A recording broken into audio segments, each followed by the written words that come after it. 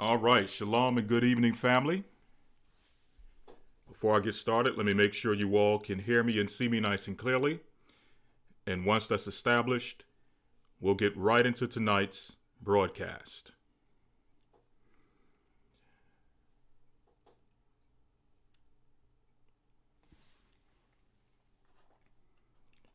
Shalom, family. I'm assuming that because you are responding, that you are greeting with your shaloms. I'm assuming that everything is good. So with that, let's get started.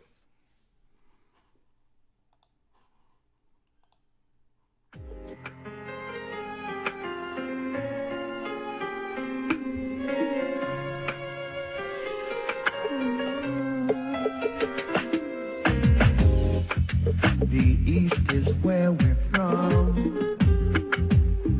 The 12 tribes of Israel. 721 BC,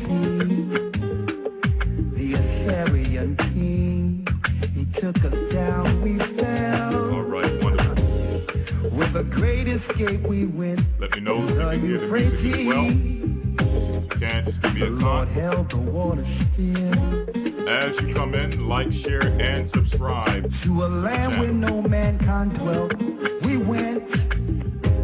The 12 tribes of Israel. We be Manasseh, the Cubans, Ephraim from Puerto Rico, and Valley from the heart of Hawaii. The Lord is calling back Israel. Babylon from Panama, yeah, the North American Indians, Simeon, the Dominican. Our highest gathering is Israel. The Arabs and Africans told us. At gunpoint. Together our wives and children sold us. In the belly of these great ships we traveled and fed. By the rivers of Babylon we found our brothers here. A high gathering in Colombia. Reuben from Australia. Ithaca, the Mexicans. A high gathering in the Negroes. Living in the West Indians. Levi, the Haitians. A high gathering in Israel. What would he say unto them? There it shall be said unto them. That same land, it shall be said to you, when the Spirit of God brings forth the truth at the very end of the latter days. It shall be said to these same people, what? Ye are the sons of the living God. You are actually the physical sons of the living God. Asher in Colombia. Reuben from Australia. Ithaca, the Mexicans. That's who we be. We be Judah, the Negroes. Benjamin, the West Indians. Levi, the Haitians. Manasseh, the Cubans. Ephraim from Puerto Rico. And Valley from the heart of Hawaii. The Lord is calling back Israel. Babylon from Panama. Yeah, the North American Indians. Simeon, the Dominican. Our highest gathering Israel. All right. Shalom and good evening, family. And welcome to another broadcast of GOCC Blog Talk, or GOCC Wednesday night. You all know that we telecast and we stream both through YouTube as well as Blog Talk on this evening. So we're going to be opening up the Blog Talk at about 8:30, maybe 9 o'clock. As you all can see, tonight we're starting a little bit later than usual. And the reason for that is that I wanted to make sure that I had all of the information that was necessary for tonight's lesson. I believe tonight we have what I hope to be a very thought-provoking lesson, that I want to get a lot of your input on the information that's going to be brought out. So once we go to the calls and obviously through the chats as we're going through the lesson, many of you would probably had already put forth your ideas and some of your input on what will be brought out tonight. But if you can, just tune in or call into the blog talk if you have any level of insight, information, or input that you would like to add to tonight's discussion. Now, before we get into it, I first and foremost want to thank you all for your prayers, your condolences, and your just your continual strength and love during this time for both Elder Ricard Shiar and his family. Just to give you all a reminder of the Elder's return, he will be back this Sabbath if it be the Lord's will. So this coming Sabbath, we're going to kick things back into gear with myself and Elder Ricard Shiar handling the Sabbath this week's Academy, in which this week, if you all don't know, we do have a new lesson coming forward on the Ark of the Covenant. So definitely don't want to miss that for those who are in the Academy. For those who are not in the Academy, we will be providing details on the next Academy, so you can get in your early enrollments and be a part of that. But again, we want to thank you for your support during this time. And I want to remind you all that the Elder will be back this coming Sabbath. Okay? So, getting into tonight's lesson. Tonight's topic of discussion: will the revolution be televised? Will the revolution be televised? Just to give you some insight as to where we're going with this tonight. Again, I want to get your perspective on some of the things that will be brought out. But starting off, we're asking, will the revolution be televised? Is it true that the revolution will not be televised? Or was Mr. Gil Scott-Heron sadly mistaken? For those who don't know, that is this statement has become a very popular statement as it pertains to revolutions and revolutionaries. And this statement is, the revolution will not be televised. Well, we're asking a question based on some of the things we've seen in the past few years. We're asking, will the revolution be televised? And as it pertains to the statement brought forward by Mr. Gil Scott-Heron, which we will read his poem today, was he sadly mistaken when he stated that the revolution will not be televised? Why does it seem that the concept, or as if the concept of revolution has been commercialized? Who stands to gain from all of this? Are we in a new day in which major corporations and special interest groups are concerned with Black issues and are therefore willing to fund Black revolutions? Or is there another agenda at play? Will the revolution be televised? If not, should we view today's corporate-funded revolutionaries, or how should we view today's corporate-sponsored revolutionaries? So again, we're asking, will the revolution be televised? And many of you may be wondering, where does this concept come from? And I just mentioned it, but just to delve a little deeper into this understanding of the revolution will not be televised, and getting into this understanding as far as, what do you all believe based on what we've been seeing in the past few years? Do you all believe that that statement still stands true? Do you all believe? And if not, why? Do you believe that the revolution will be televised? I think an even deeper question that should be asked is, what exactly is the revolution? We've been hearing this concept over and over. We go back into the history and we see what we have been taught to be revolutionaries. We've read about and we've studied who we are supposed to recognize as revolutionaries and respect as revolutionaries. In today's time, we witness with our own eyes those who we are supposed to respect as revolutionaries. But the question is, what is the revolution? What does it look like? Okay? Hopefully you all can answer that question. Okay? I see we're already getting some answers. Some are saying, yes, it will be televised. Others are saying that maybe not on the television, but definitely on things such as YouTube and social media, we're seeing the revolution being televised.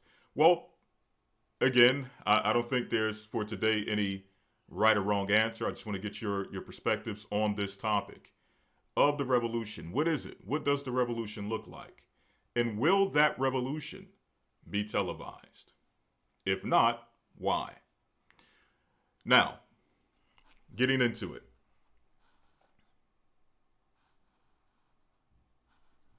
Let's get into it.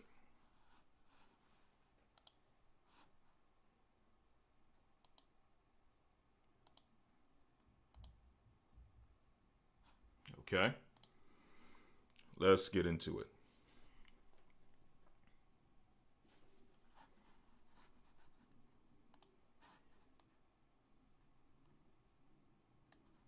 Just one moment. Let me quickly adjust this here.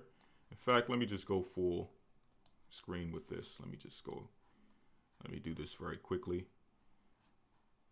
All right.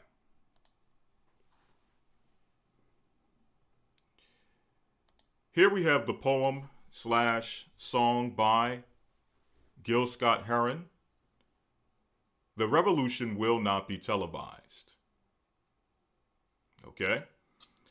Now we're going to read through this and we're going to get a little bit of understanding as to what this, what did he mean when he stated this? What was his purpose of writing this? What was the mindset behind this? And what are do the things that the things that he's stating in this poem, do they still stand true today when it comes to revolution? Or has that changed? Have some of these things changed? Okay. So we're going to read through this here. It says, you will not be able to stay home. You will not be able to plug in, turn on, and cop out. You will not be able to lose yourself on Skag and skip out for beer during commercials because the revolution will not be televised. The revolution will not be televised. The revolution will not be brought to you by Xerox in 4 parts with commercial interruptions. So it seems like, and we're going to see this concept throughout this poem, it seems like what is being stated is that the true revolution, when it happens, will not be something that will be broadcasted freely throughout the earth through television. It will not be something that is broadcasted like a sports event or broadcasted like your news media or what have you. He's stating that the revolution, as it says here, the revolution will not be brought to you by Xerox in 4 parts without commercial interruptions, meaning the revolution will not be funded by corporations. Okay? The same way in between, for those who watch television, you would see when it goes to commercial, these commercials are brought to you. I'm not sure if they still do that. That was something they used to do back in the day.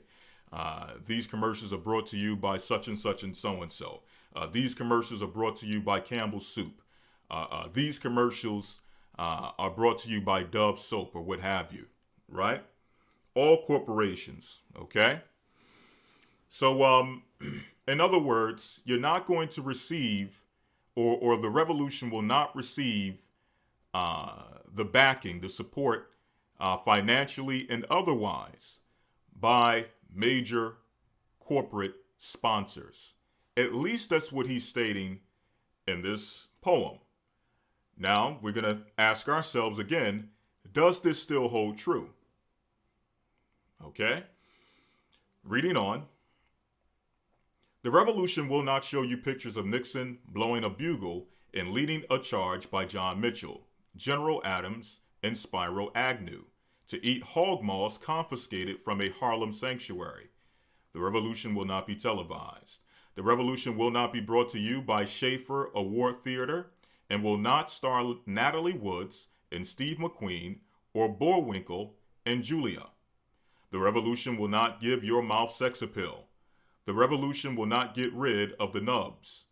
The revolution will not make you look 5 pounds thinner because the revolution will not be televised, brother.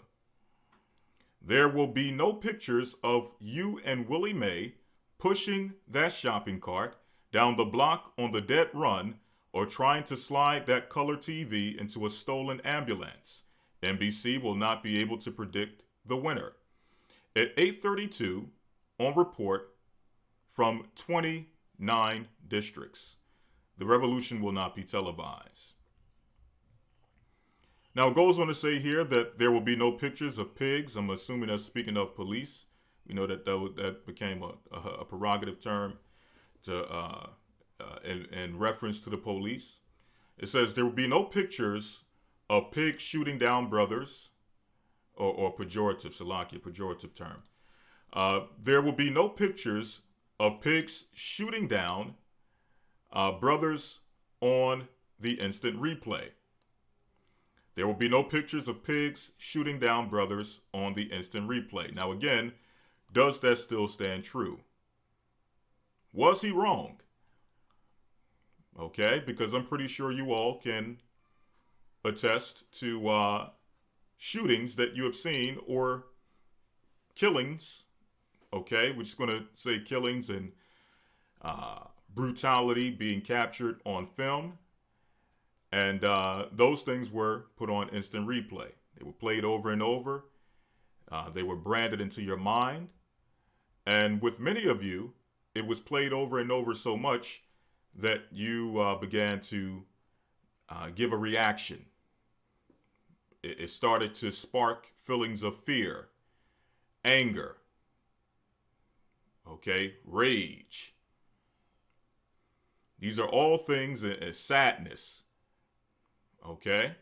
These are all emotions that have been sparked through you seeing exactly what Brother Gil Scott Heron said would not be seen on instant replay. Let me see if you all are following along here. Okay? Let me see if you all are following along. Let me make sure this is set up. All right? Make sure that's good.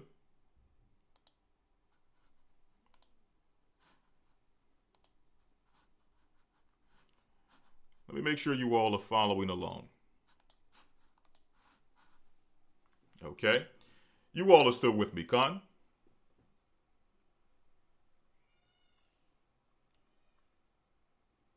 Let me make sure you all are still with me.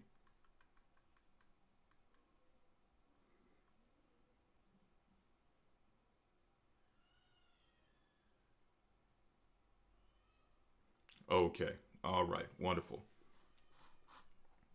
All right. So I see we're already getting some responses. Some people are saying, again, the revolution is being televised. Others are saying maybe it's not being televised. Okay. Someone says, very interesting. I don't think the revolution will be televised. What we see on TV is a distraction. Very, very interesting point. Moving on. Let's continue. I'm just asking a question. Was what he espoused in his poem, is it accurate? And we must ask this question because it seems like we're seeing exactly what he said would not happen. He said that the revolution will not be brought to you by or from commercials sponsored by Xerox in no uncertain terms. okay? Which, again, Xerox is a corporation.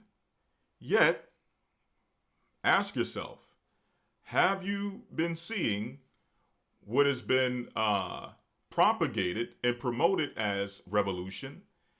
Have you seen it being funded by major corporations like a Xerox or other major corporations, which we're going to discuss as we get deeper into this?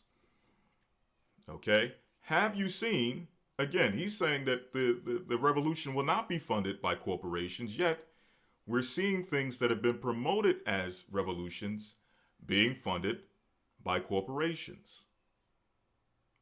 Okay? Are those things that we have seen? I'm going to bring up some examples. Some of you may not exactly know what I'm talking about right now or what I'm referring to right now, but I'm going to bring up some examples that you all are familiar with so that it can refresh your memory. We've been seeing this over the past few years, but I want to refresh your memory on this. But before we do so, let's finish off with this poem. Okay? So it says, there will be no pictures of Whitney Young being run out of Harlem on a rail with a brand new process. There will be no slow motion or still lifes of Roy Wilkins strolling through Watts in a red, black, and green liberation jumpsuit that has been saving for the that he has been saving just for the proper occasion. Green Acres, Beverly Hillbillies, Hootersville Junction will no longer be so damn relevant, and women will not care if Dick finally got down with Jane on Search for Tomorrow, because black people will be in the street looking for a brighter day. The revolution will not be televised. Now, another very interesting point. Have we been brought to this point of revolution where you're not watching from the comfortability of your home? You're actually participating in revolution. Okay? And again, along with that question, ask yourself, what is revolution? What does true revolution actually look like? Keeping that in context with this question, right? But has this been the case? Or has what has been promoted as revolution and propagated as revolution for the past few years, has it been something that has been televised as a somewhat a spectacle for the world to see and to watch from the comfortability of their own homes? Has that been the case? And if so, was Brother Heron, was he sadly mistaken? Or is what we're seeing on the television or have been seeing on the television? I'm not sure if we see it as much so as now, because a lot of those things that we've saw or have seen in the past few years no longer really serve a purpose, at least for now. Okay? So a lot of it has kind of died down, but again, asking a question, or at least the cameras are not on it. Okay? So asking a question, has the revolution gotten to that point where everyone is partaking in this revolution? Or is it just something that has become a spectacle where people are watching like anything else? They're watching it like a football game from the comfortability of their own homes. And if so, what you have seen on television or have been seen on television for the past few years, is it truly the revolution? There will be no highlights on the 11 o'clock news, no pictures of hairy armed women liberationists, right? I would say, I'll put it to you like this. Based on his statement here, I don't want to put the cart before the horse. That's why I'm being very cryptic as to what I'm referring to. Again, I don't want to put the cart before the horse. So for the sake of that, let me come back to this. Once we start breaking a few things open. In Jackie Onassis' Blowing Her Nose, the theme song will not be written by Jim Webb or Francis Scott Keys, nor sung by Glenn Campbell, Tom Jones, Johnny Cash, Engelbert Humperdinck, or The Rare Earth. The revolution will not be televised. The revolution will not be right back after a message about a white tornado, white lightning, or white people.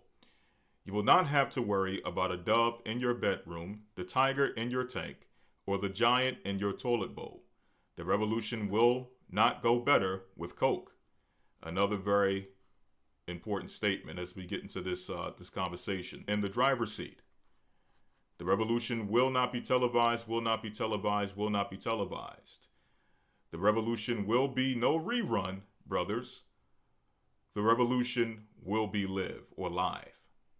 Espoused in this poem, we're going to go back and view a few things because they're very important as we delve deeper into this conversation. But let me ask you all, some of the things that he said would not be the case, some of the things that he said would not be televised, are these things that you all have seen being televised?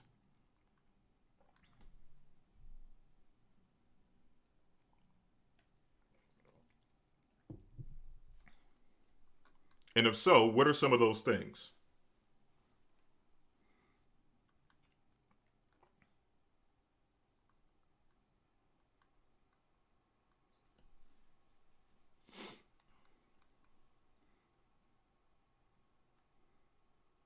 Someone says, no, it will not be televised because the whole earth will be the stage.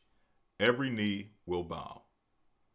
Someone says they're using metaphors to throw us off. Okay.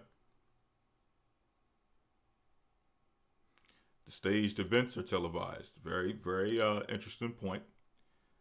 Police brutality, Hollywood. The truth is not being televised. Okay. Movies and news. Medicine is safe. Okay. The revolution is outside the television. Okay, interesting point. Maybe televised for those who are, it says on the truth. I'm not sure if you're saying in, okay, maybe televised for those who are in the truth. Okay. Someone says it's all propaganda. All right. There are many control ops still televising. It depends on what stage as the true revolution. Okay, these are all some very good points. Okay. So let's get into it. The real revolution. Very good question. Are what we seeing on TV or what we have been seeing on TV, is that the true revolution? Is the protest, the various riots that we saw, and again, we're not seeing them as much now because they're not necessarily politically convenient at this time. But when they were politically convenient, we all looked and we all saw, we all watched, and we all wondered, what exactly is this? Is this the revolution that we have all been waiting for? Is this the revolution that we all have been looking for? And if not, what exactly is it? Before we delve a little deeper, for those who are just coming in, I'm going to read this one more time. And then after that, we're going to jump in and we're going to examine some of the things that were mentioned in this poem. And we're going to provide some examples. Okay, some examples that you all may be familiar with of things that Brother Gil Scott-Heron said would not happen, but yet would not happen as it relates to revolution. But yet we have seen them happen with things that have been promoted to us as revolution. And again, we must ask ourselves, is that the revolution? Or was Brother Gil Scott-Heron wrong? Is it that it is the revolution, and contrary to what he believed, contrary to what he wrote about, the revolution is being televised? Is that the case? Well, let's see. Before we do so, for those who just came in, is it true that the revolution will not be televised? Or was Mr. Gil Scott-Heron sadly mistaken? Why does it seem as if the concept of revolution has been commercialized? Who stands to gain from all of this? Are we in a new day in which major corporations and special interest groups are concerned with Black issues and are therefore willing to fund Black revolutions or Black revolutionaries? Or is there another agenda at play? Will the revolution be televised? If not, should we view today's, or how should we view today's revolutions or corporate funded revolutions? Okay. let's get back into the poem and let's examine a few things that I thought were very interesting, that stood out, that were uh, very prevalent, again, over the past few years when we saw some things that were taking place in the news media with a lot of riots and protests. A lot of what people have been stating here has been propaganda in relation to racial issues, okay? Or at least it started off as being promoted as racial issues, but very quickly began to turn into something else, began to turn into issues or just addressing matters of equality and safety and protection, not necessarily for black people as a whole, or just simply black people in general, but more so that protection, that freedom, that justice, and that equality must be extended to others who have been, quote unquote, either demonized, those who have been castigated in society, others who have been, quote unquote, treated as second-class citizens in society, even by black people themselves.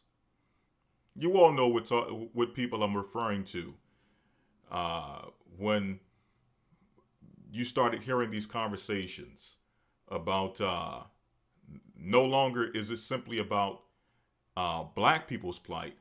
We have to focus on other communities as well. We have to focus on Asian communities. We have to focus on the LGBT community. We have to focus on women and women's rights. You all heard these things.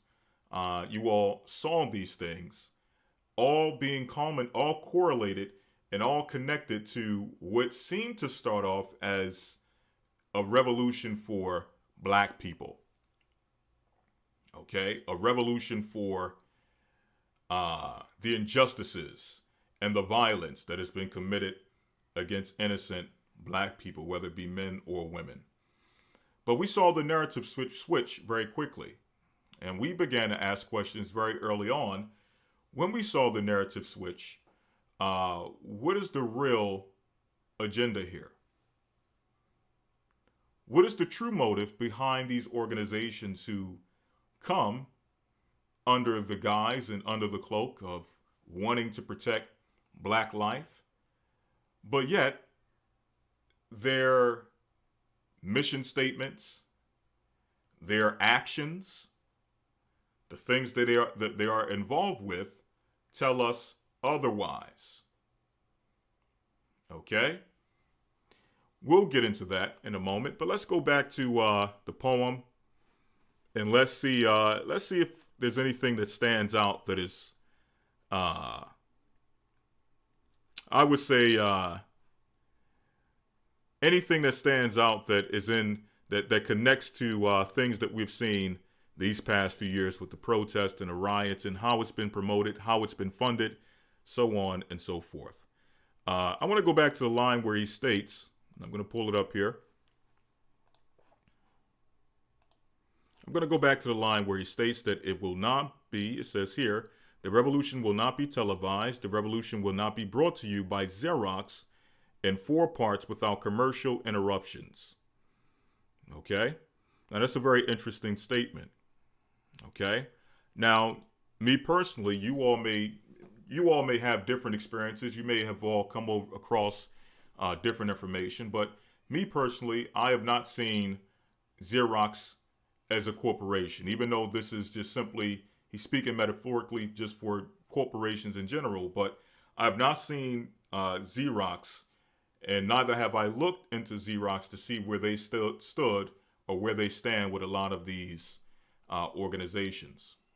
Okay, as far as them as a corporation funding certain black revolutions.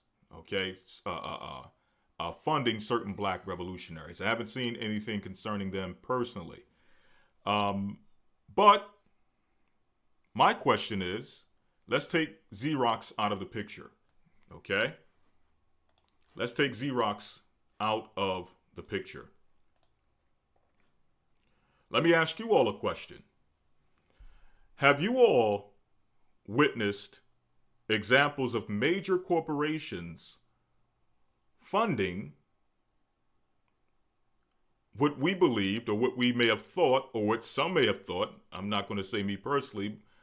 When I do say me, I'm just speaking in general, but what some may have thought to be black revolutions. Have we all seen those examples? Have you all seen some of those examples?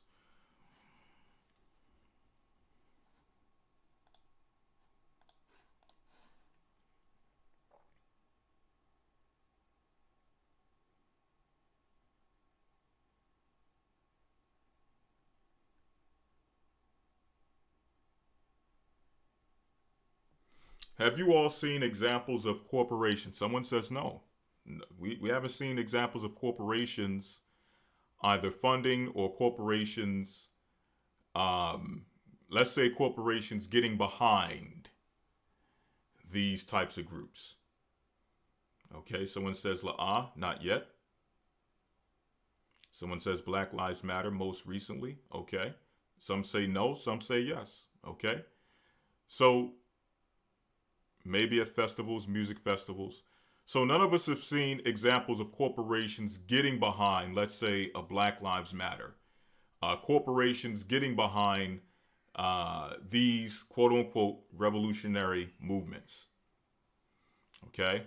Someone says most recent BLM received 6.5, I'm assuming million, from Democratic Party to become a bogus movement to push LBGT agenda. Okay. Someone says Amazon and Dove pretend to. Now, we did see that, and we still see that to some degree. When you go to Amazon, they have certain sections on Amazon which are supposed to be the pro-black revolutionary sections of Amazon. They have certain movies and documentaries which are supposed to be the revolutionary pro-black documentaries and movies on Amazon. We've seen other corporations. But there's a few in particular that I'm looking for, and those are pretty good examples. I don't think you get any bigger than Amazon. And we've all seen, and we're still seeing up until this day. It may not be as strong as it was when we were in the heat of things, but nonetheless, if you go to Amazon, you still will see examples of them having certain sections on Amazon which are supposed to be the pro-black, but it's more so the, let's say, the corporatized version of what it means or what it looks like to be pro-black revolutionary. Okay, someone says Burger King, McDonald's. Okay. Okay, some people are mentioning EA Sports and 2K Ave. Okay, Netflix. All right, well, let's see some examples. Okay, let's see some examples. Okay. Let's see some examples of corporations funding, or if not directly funding, at least supporting and using their platforms to promote groups such as a Black Lives Matter. Let's see some examples.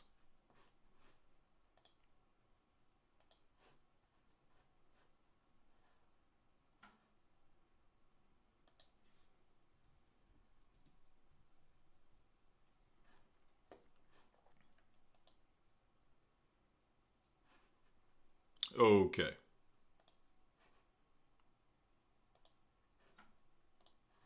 Okay, this article is going to be coming from BBC Sports. I believe BBC stands for the British Broadcast.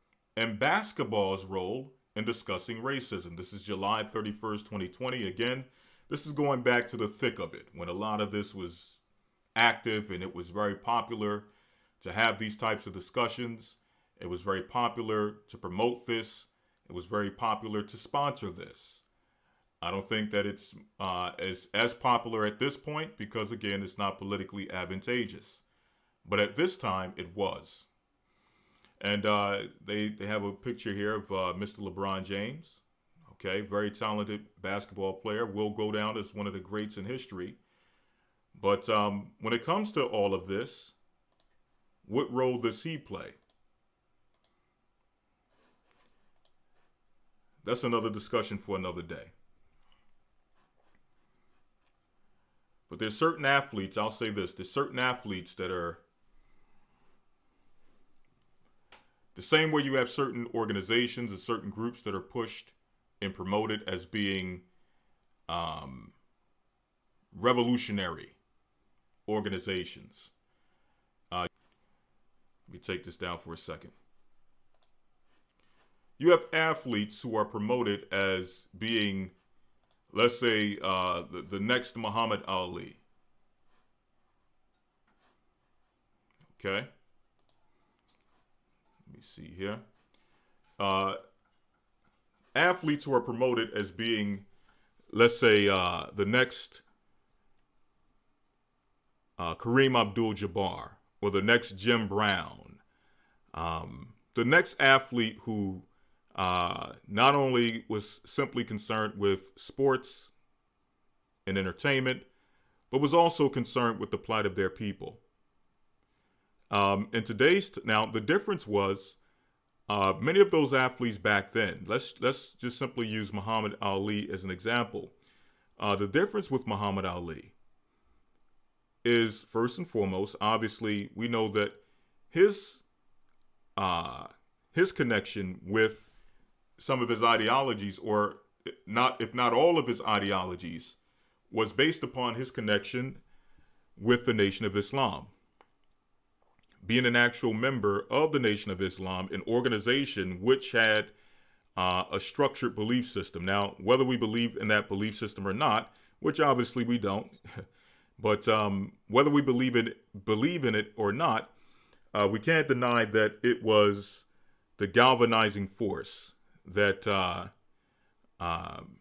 allowed Ali to, in many cases, even before, obviously, we know that before he joined the Nation of Islam, he was bold, okay, very outspoken, but his allegiance to that organization and the teachings of that organization, and at one point, the strength that came with the organization gave him a certain level of boldness to stand and speak on certain matters and issues as it pertained to his religious belief. Okay, it wasn't associated with a corporation. Ali was not a corporate sponsored athlete. Okay, or better yet, his talking points did not come from the corporation that he was, any corporation that he was associated with. Okay, or may have been associated with.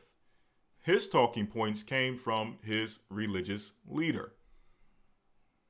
Okay, and at one point he was willing to stand. He stood on those religious beliefs, and based on those religious beliefs, he risked his career by simply not going to fight in, I believe at the time, the Vietnam War.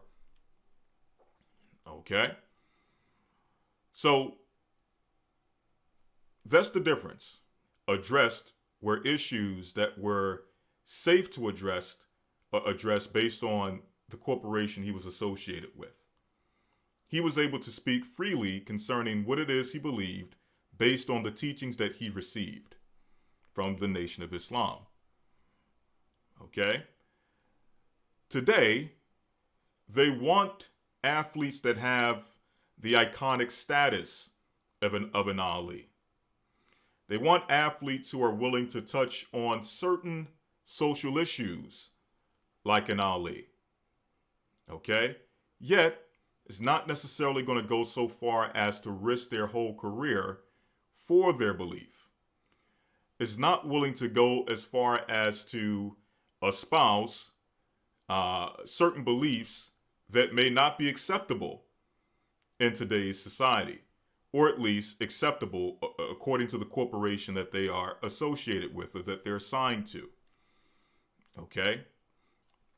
So that's one of the differences between what you get with an Ali and some of the more modern athletes who seem to be, touching on things politically, may seem to have a little bit of a revolutionary edge, but what they do is they stick their toe in the water And when it's comfortable, when it's convenient, when the corporation allows for it, and when the corporation does not agree with it, when the corporation does not want to touch it with a 10-foot pole, they take that toe out of the water and they start towing the company line all over again. This is something we've seen time and time again when it comes to some of your more modern social activist athletes. Okay? All right. Getting back to the point. Okay?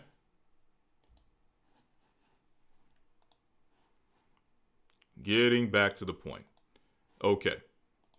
So again, I asked the question, did we see examples of corporations funding and sponsoring and supporting what the world may have thought or what the world may have received as a true revolution? Okay? We remember this last year. We remember, as it says here, when fans tuned in as the NBA season resumed at Disney World. We all remember the Disney bubble. On Thursday, they were watching a game with a different feel. On Gleaming Courts, make sure you all can see it, okay? Let me transition here. It says here, on Gleaming Courts, refashioned from ballrooms and a basketball bubble protected from C-19 at the Florida resort, 3 words were stenciled alongside the enormous NBA logo: Black Lives Matter. We all remember that.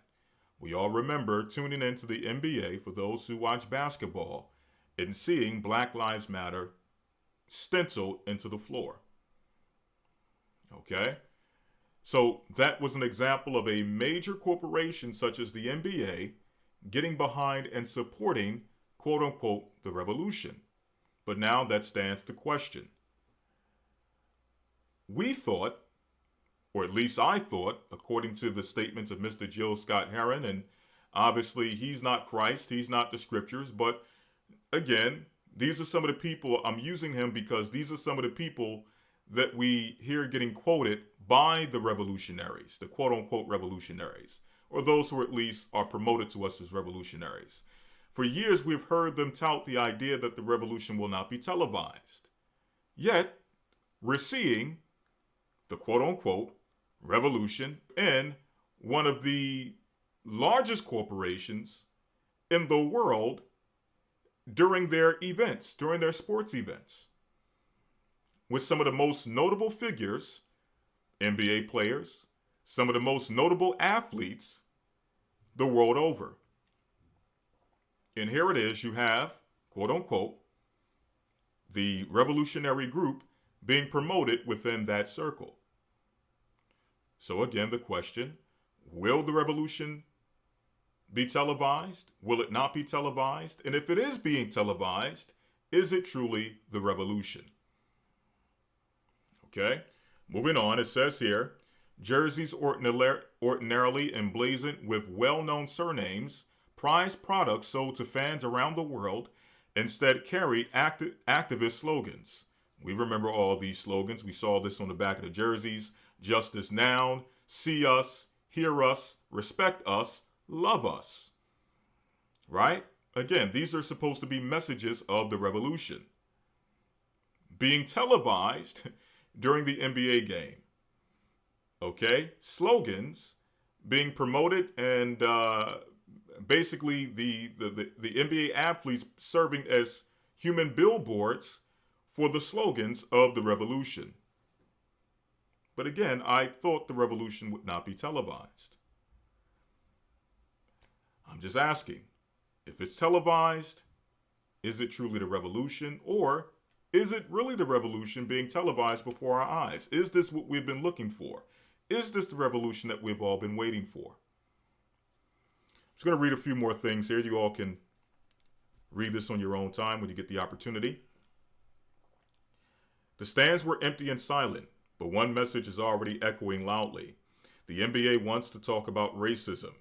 Even before the shocking death of George Floyd triggered a national reckoning, sport had long been a vehicle for protesting against what has been called as America's original sin. Big moments like the raising of a fist by Tommy Smith and John Carlos and a black power salute as the Star Spangled Banner played at the 1968 Olympics have been made or have become iconic images, which we all are familiar with this image of Tommy Smith and John Carlos raising the black fist or the fist with the black glove at the Olympics. But let's keep in mind, again, comparing the athletes of old, the revolutionary athletes of old with the quote-unquote revolutionary athletes today. Even though that is a celebrated image, an iconic image in our time, I don't think, correct me if I'm wrong, I don't think that those brothers, when they returned from the Olympics, they got Nike contracts. I don't think, I could be wrong, but I don't think that when they returned from the Olympics, they got Gatorade contracts. I don't think that their careers were promoted after this event. From what I could recall, again, I may be wrong. Maybe I'm getting them mixed up with someone else, but from what I recall, by making this gesture at the Olympics, they weren't rewarded for this. However, the athletes of today, the quote-unquote revolutionary athletes of today, can make certain gestures, can make certain statements, and do certain things, and be rewarded for it. Not saying that they're wrong for being rewarded for their talent or what have you, but again, we have to ask the question: is it truly the revolution being televised? When you see an NBA player throwing up the black fist and trying to recreate what we saw with Tommy Smith and John Carlos, and then afterwards getting a sneaker contract because of it. Is that truly the revolution? Okay. Again, I'm leaving that question for you all to answer.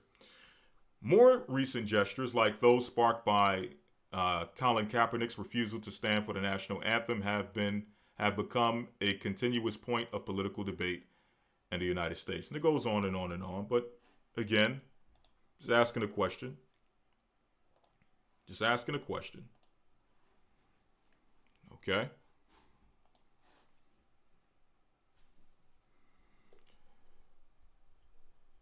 Is the revolution being televised?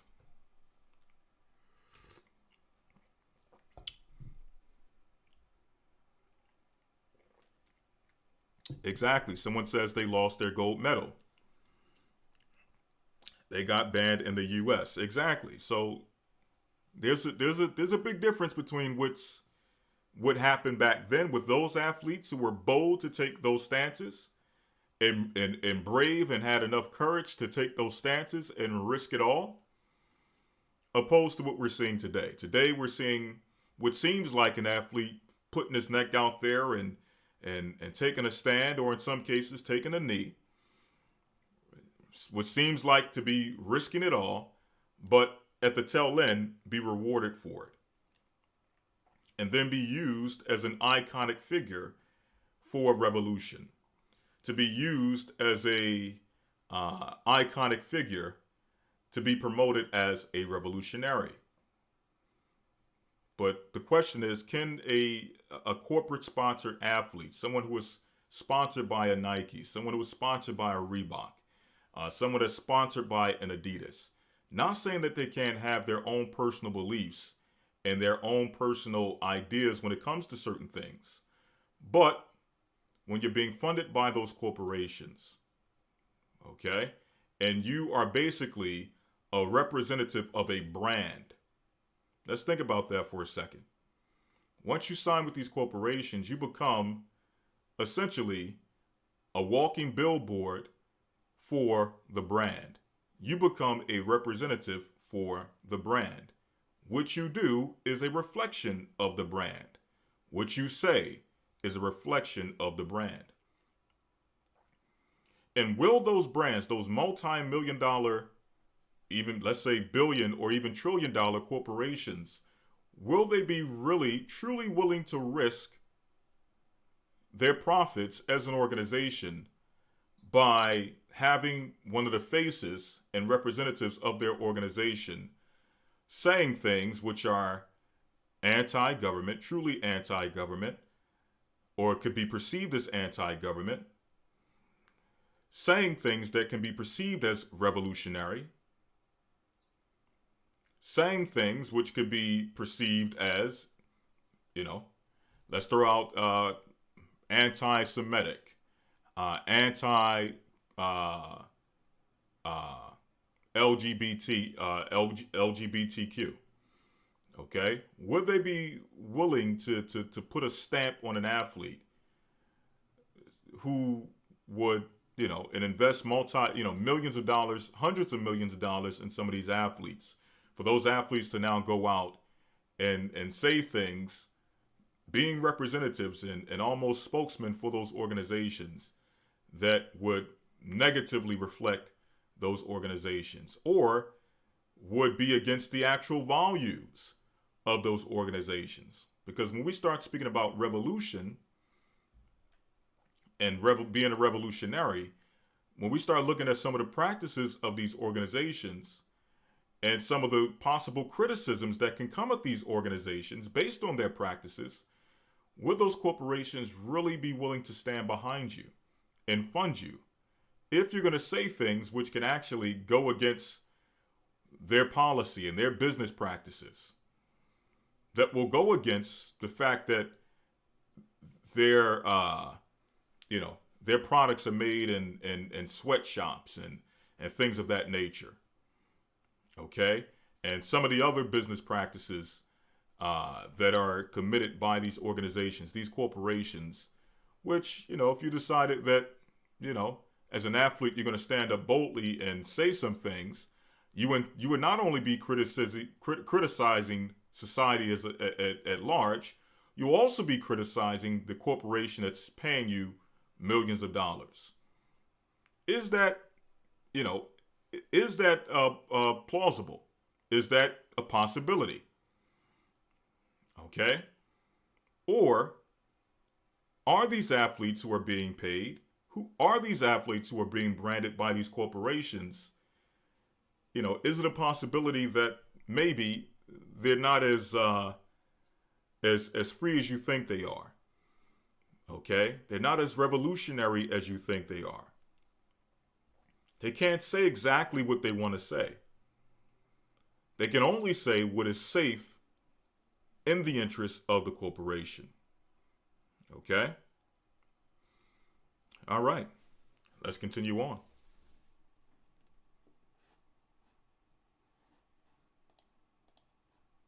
Okay, let's continue on.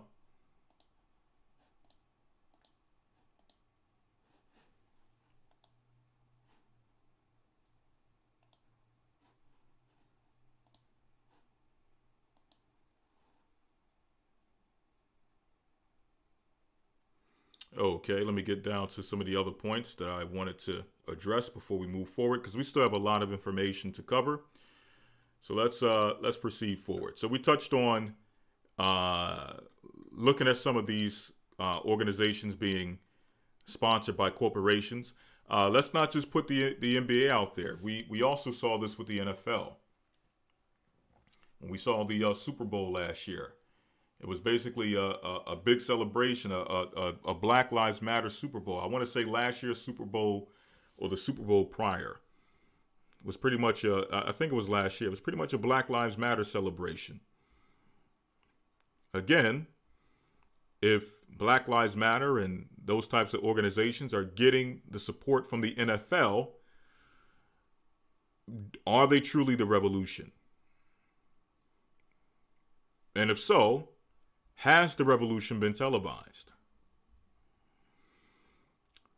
Going down here, he makes mention of, let me see here. The revolution will not be right back after a message about a white tornado, white lightning, or white people. You will not have to worry about a dove in your bedroom, a tiger in your tank, or the giant in your toilet bowl. The revolution will not get better or go better with Coke. Very interesting statement. the revolution will not go better with Coke. Well, the question is, I don't doubt that it won't go better with Coke. I don't doubt that the revolution won't go better with Coke. But the question is, will the revolution go better with Pepsi? Is that a possibility? Many of you may be asking, well, why do I ask?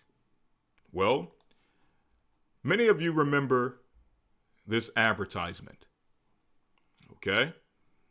Many of you remember this advertisement. Let me get to it just a moment. Many of you remember this. Okay? Let me pull it up so you all can see.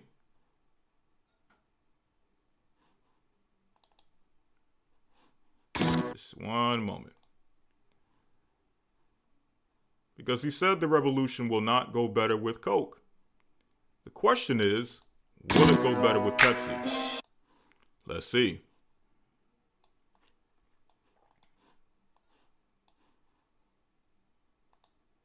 Okay, this is fair use.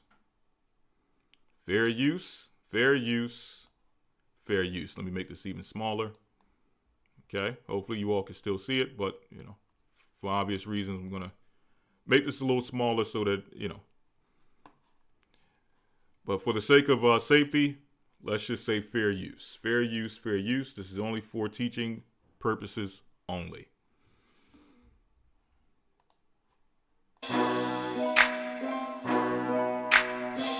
Turn that down. Turn down the music. You all remember this commercial.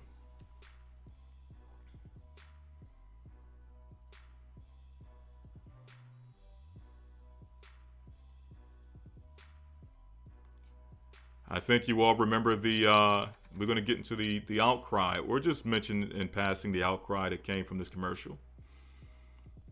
Okay, so you all see the obvious connection. I think this came out 2017. Again, that was another year that was very pivotal for a lot of these movements, these so-called revolutionary movements. And during that time, this advertisement came out. Okay. Again, it was a big outcry because of this advertisement. But I'm going to put my neck on the chopping block and say that I don't think that this advertisement was any farther from the truth of what we've been seeing with some of these quote-unquote revolutionary protests. But I'll get to that in a moment. Okay? May not make sense now, but it will. All right, I turned down the music. I'm not sure what the state of this music is as far as licensing, so please excuse me because the music is turned down. Okay? So you see people protesting in the streets, people with Pepsis in their hands, and you're seeing elements of obviously multiculturalism, all nations together as one, which is interesting because you all remember the advertisement years ago.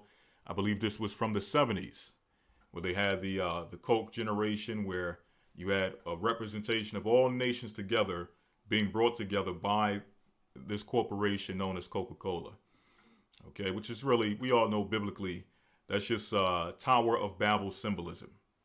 Okay, so this is just more so a modern form of that, but using the current times as a backdrop for this more of this Tower of Babel symbolism.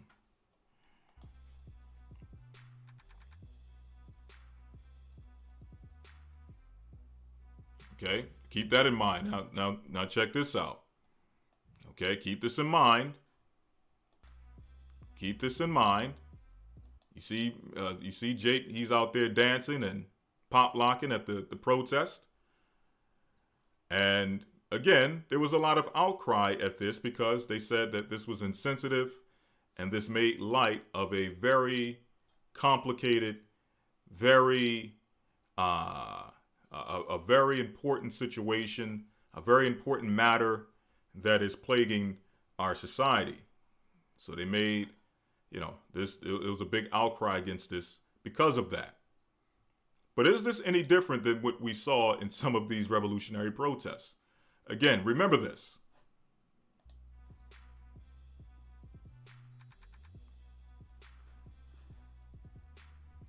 Again, Jake is dancing. There's music playing and, people out there and things of that nature.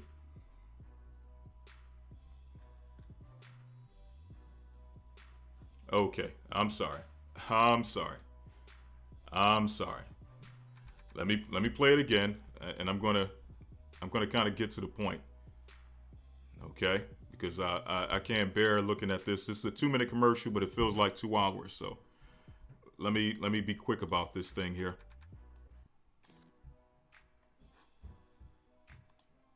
Okay, you all can see it now, right?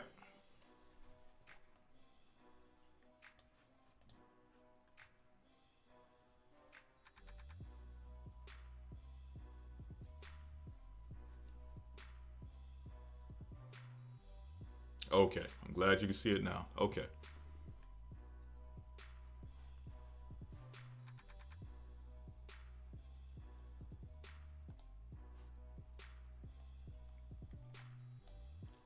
Okay, again, so the things I wanted to highlight, you all can see up until this point. Again, this is what I was referring to with this being just, this is a knockoff of the Coke Generation commercial from the 70s, where you had all nations together singing about Coca-Cola, all being brought together by this corporation, okay, which I mentioned was Tower of Babel symbolism. So this is that same vibration all over again, just using, obviously it's a different company, it's Pepsi, but it's the same concept of this multicultural thing with all nations coming together in racial harmony through a soda drink, okay, through soda pop, okay.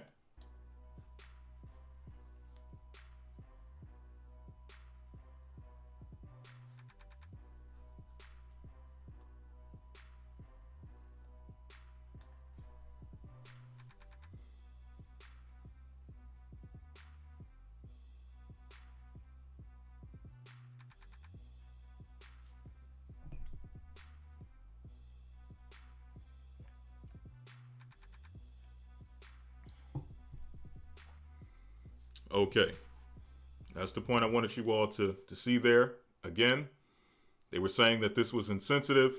It made light of serious issues that were plaguing the black community, plaguing our society. Look at this here. Again, Jake is pop locking. Jake is getting his 1-2 shuffle on and in the midst of a protest. Okay. Is that far from the truth? Is this far from the truth? Is this a misrepresentation of what we have been seeing with some of these so-called protests and revolutionary, these revolutions, okay? There, obviously, we saw something that is supposed to be women, but obviously is very questionable to say the least. Very questionable. Okay.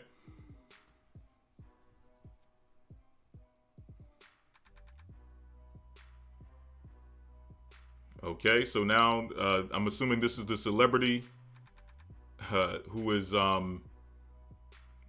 taking a Pepsi and walking up to the police.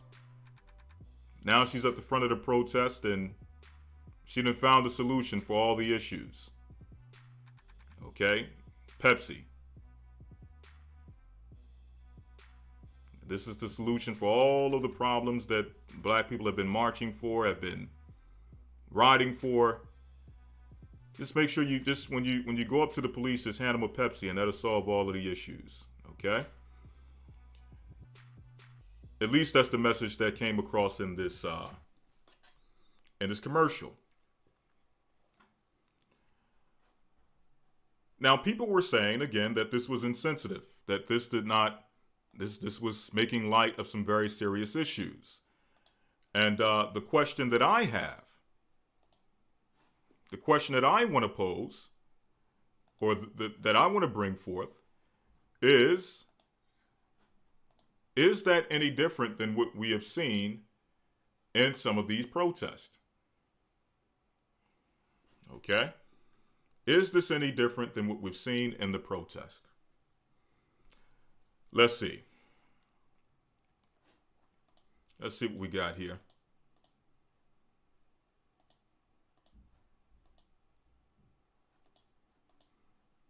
Let's see what we got.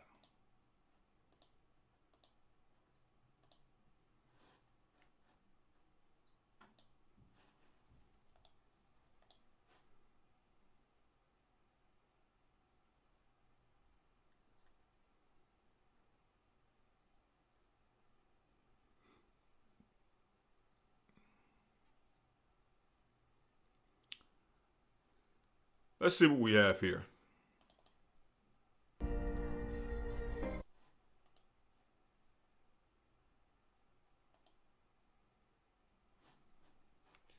And I'm going to start to speed through because I want to get to the line soon. I want to get some of your intake. So I'm going to speed this up. But I want to bring this forward. And after this, I have a lot more things to show. But for the sake of time, I want to get straight to the point as far as the funding of these so-called revolutions. Okay.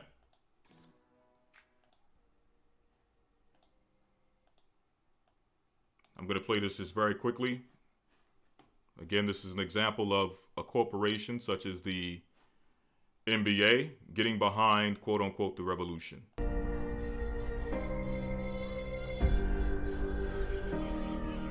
This is a moment we got to keep pushing forward. We want change. We want justice.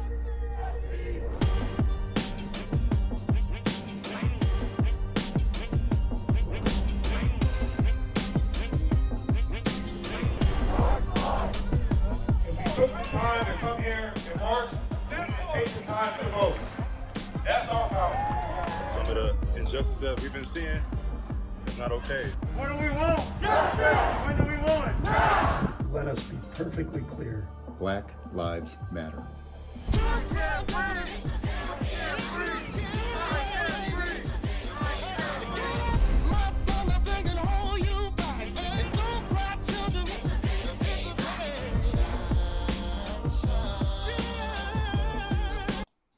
Okay.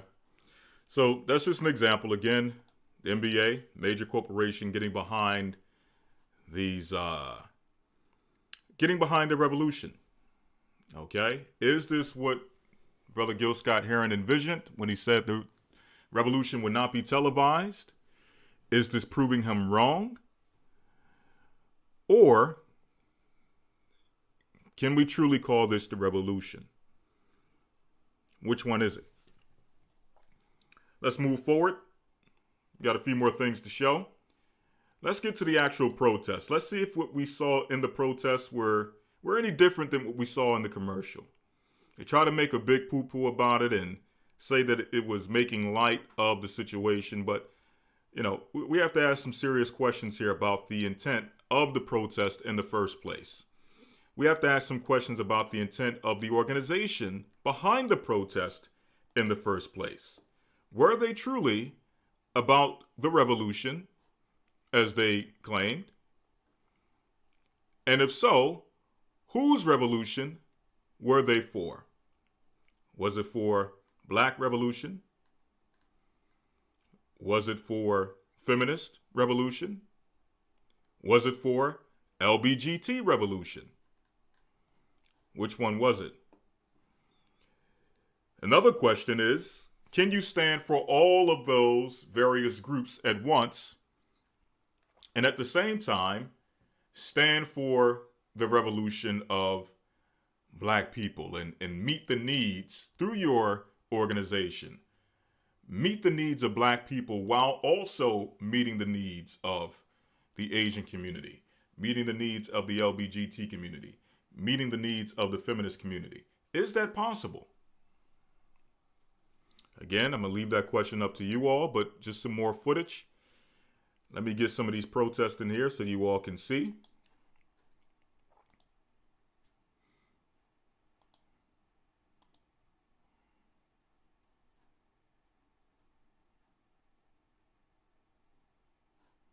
One moment.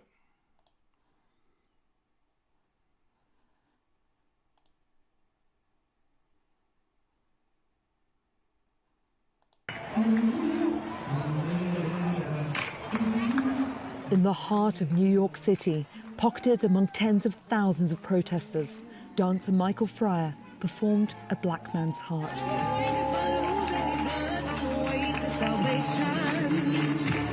In a video that went viral online, this was his stand against police brutality in the US. You can see this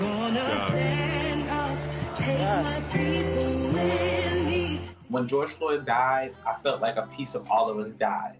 We're literally running. If you listen to the song, she says she's all. We Hopefully you all can see that, but you know, you see the simpleton because they're holding skipping us and down. dancing through the street. The Black Lives Matter protests have become a global movement. You know, what do they call that? And protesters have also joined together in global dance movements. When you go to theater and learn in drama class, you're doing this whole Such drama as class the routine electric in the middle of the slide. street in a Professional protest. dancers performed it during protests in Question New York, is he making highlighting light the work of black dancers. of a serious issue? Within a week, it was dancer protesting Fair around use, the world, Iwata. becoming a Fair symbol use. of peaceful protest. Is he making light? Look at dance this. has roots Are in they Jamaica. making light of serious issues?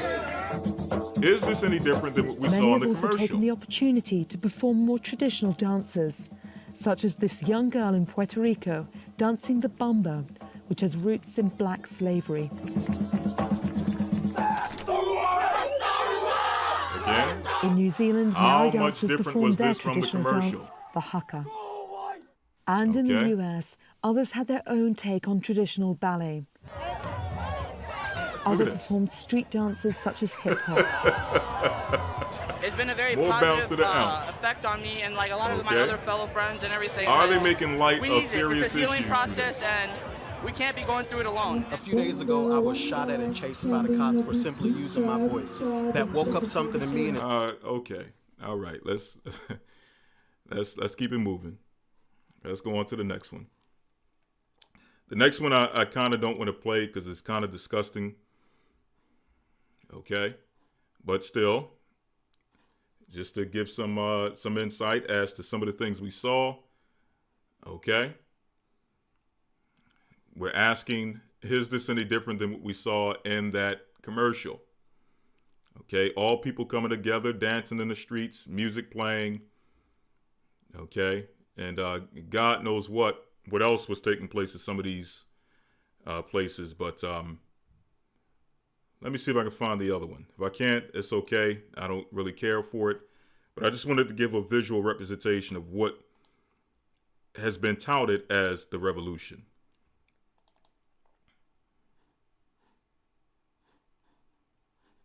Okay, let me go ahead here.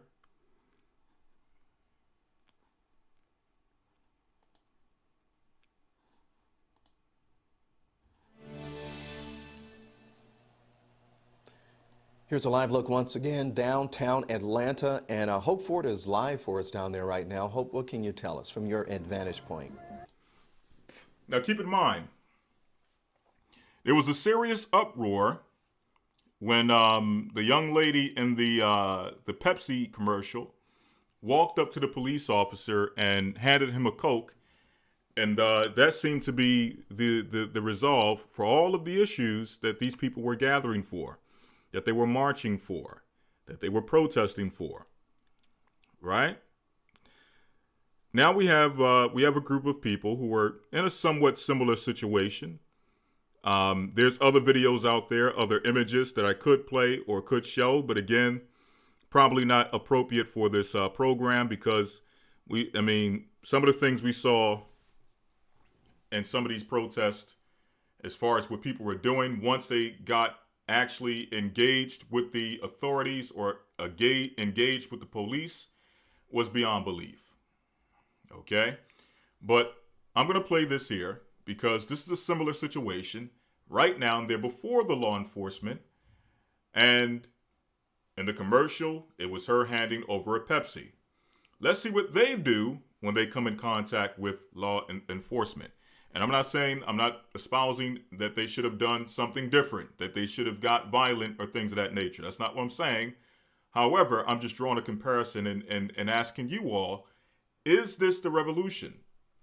Is this what the revolution looks like? Okay, so a lot of people are leaving from back at Centennial Olympic Park and Marietta Street because that curfew. We all just got the alerts on our phone. So a lot of people are heading down this way, and they're coming up on the National Guard. As we know, the National Guard has that line on the other side of Centennial Olympic Park, and the National Guard said, "Y'all keep the party going. Y'all keep playing music." So that's what people did. They all started dancing out here. Some of the National Guard members have joined in to dance with them. So Now, this is a completely different vibe. I think this here, I don't want to misjudge. There are people taking this pictures looks like a man with the National Guard posing here as right a now. woman. They're taking pictures. With the dreads. And they're all dancing together again. So a complete dance before we head out for the night as that curfew approaches. So that's what we're. And they're just trying to have. Get real disgusting with this cat, but moving on. You all get the point, okay? Now, there was no Pepsi in hand. There was, however, cell phones in hand, taking selfies with the National Guard. Okay, you see there the picture with the cell phone in his hand. I'm saying his because that's the vibe I'm getting here. Okay, it looks like a his. So you see him with his cell phone taking a picture with the National Guard.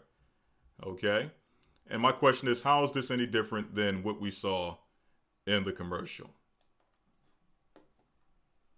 Is this the revolution?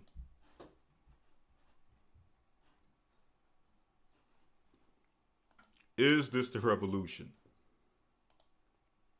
If not, what is?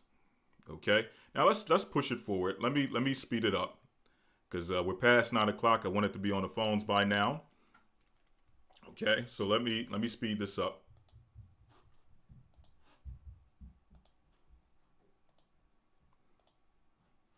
Okay. Let me speed this up.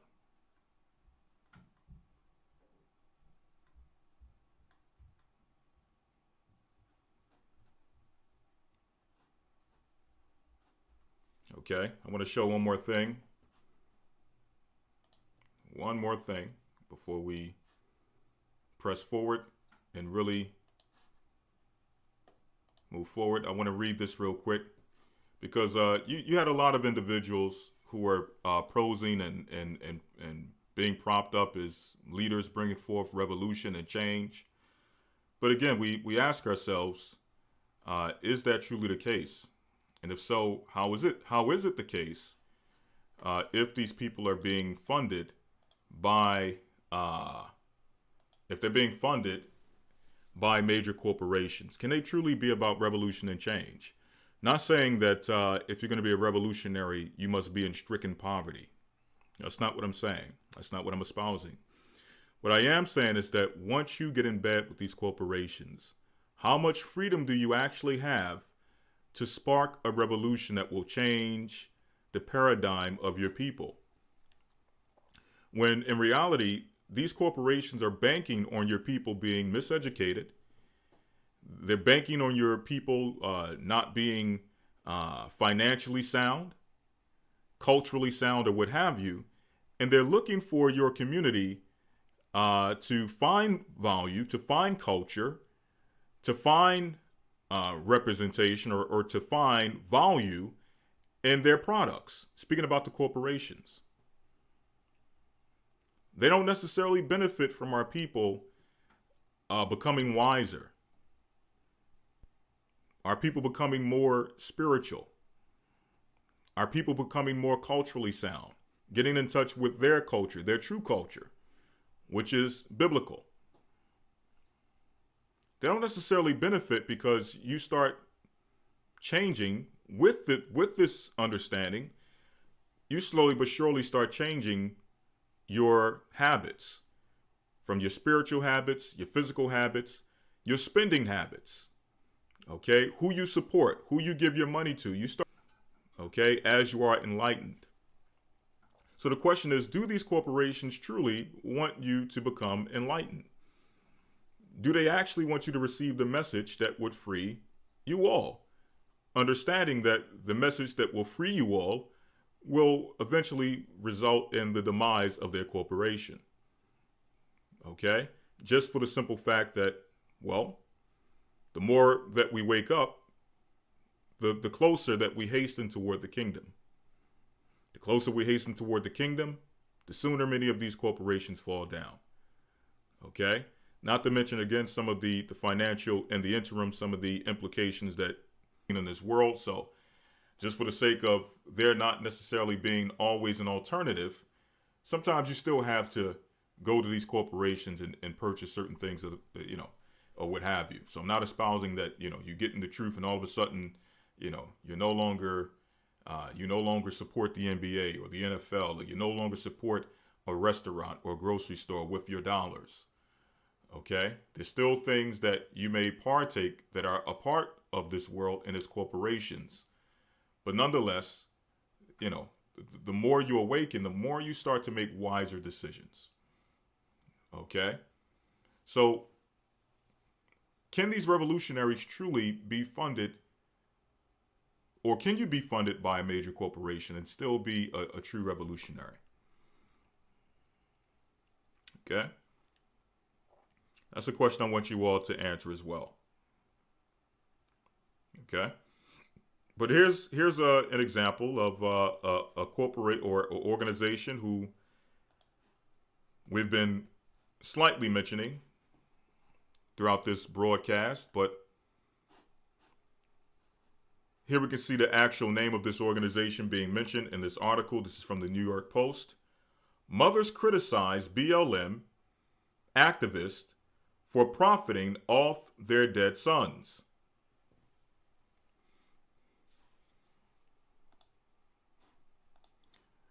This is from May 29th, 2021. I'm going to read a few sentences from here. They actually have, this is one of the founders of the organization, Black Lives Matter. Here you see she has a shirt on saying you can't play with Black lives. But based on what these mothers are saying, okay, based on what they are saying and based on what is being intimated in this article, she is playing with Black lives.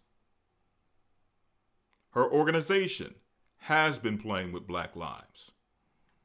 Okay, but let's read a little bit. It says here, grief-stricken mothers who have accused Black Lives Matter of profiting from the deaths of their sons condemned the group's embattled co-founder, Patrisse Cullors, after she announced she was stepping down from the movement. I don't believe she's going anywhere, Samaria Rice, the mother of the 12-year-old boy shot by Cleveland police while playing with a toy gun, told the Post.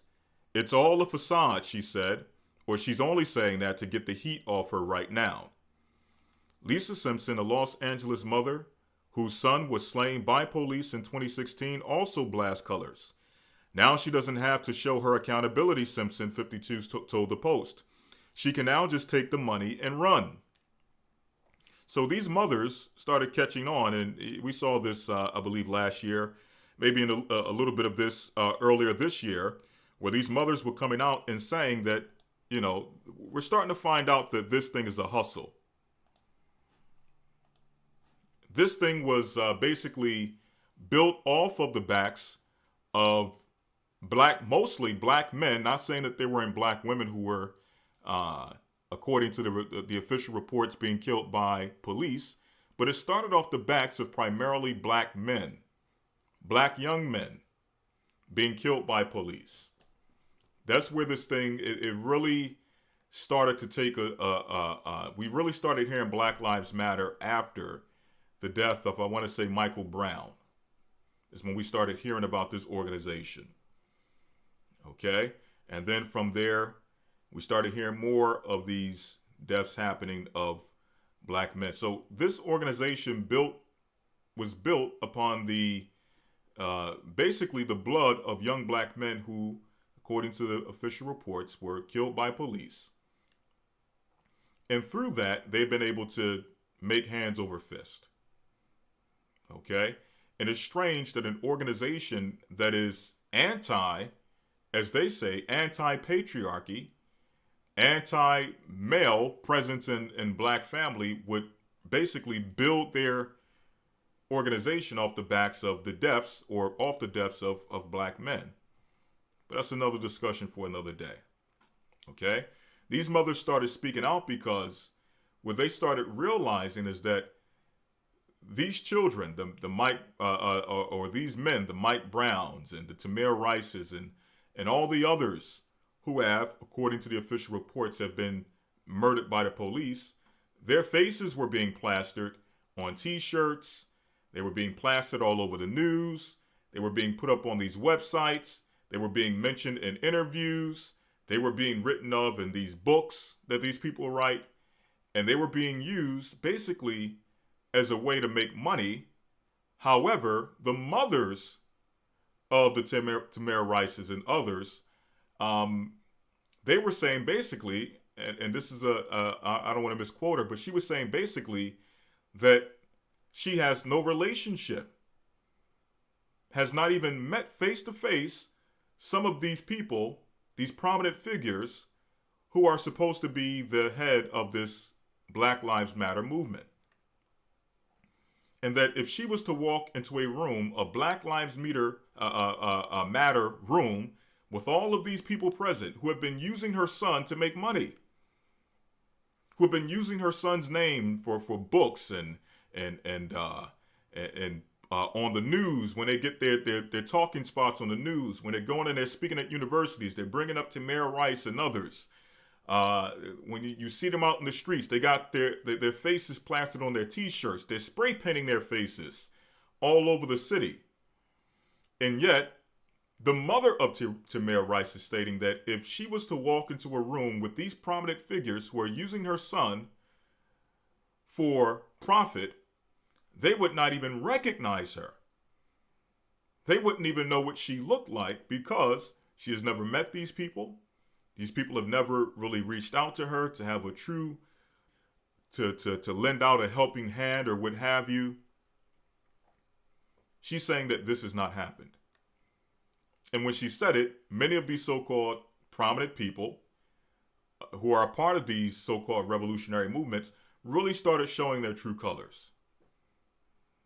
They're using her son to make hands over fist. Okay? Is this the revolution? Is this what we've been looking for? Okay? Is this what we've been waiting for? Okay? This is the question we must ask. Okay? Right, that's the term they use, anti-cisgender. Okay? I don't even know how that term came about, how that became a popular thing. You know, they're throwing out a lot of these confusing terminologies to muddy the waters. And I try my best not to identify with any of it. Okay? And I try not to identify them by any of the terms that they create. Okay? Now, for the sake of these platforms, obviously, we have to be careful on how we communicate. You know, sometimes we have to speak cryptically. Sometimes we have to speak in code. But, you know, that's just for the sake of keeping the platform. But in reality, all reality, we try to stay as much as possible away from these terminologies, okay?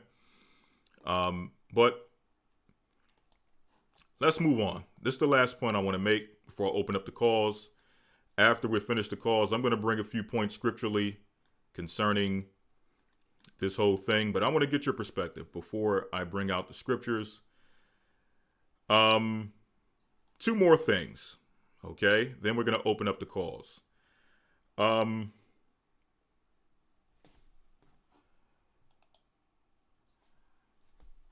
going to read some of this real quick. And this is asking a question. With this comes a question. And that question is, are they truly invested in finding and funding the next possible revolutionary? And when I say the next possible revolutionary, I mean someone who is truly revolutionary. Are they invested in finding someone who is truly revolutionary individual and funding him, or are they interested in finding him so that they can stomp him out? The same way they tried to stomp out Moses. The same way they tried to stomp out Christ. You see, in the scriptures, we start to see a pattern of people who are truly revolutionary.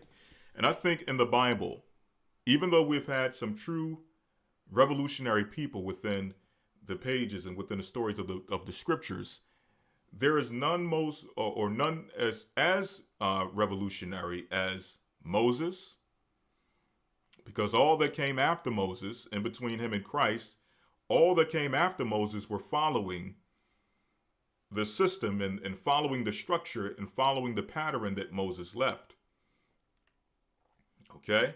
So you have Moses, and then you have Christ, who there is none as revolutionary as Christ was.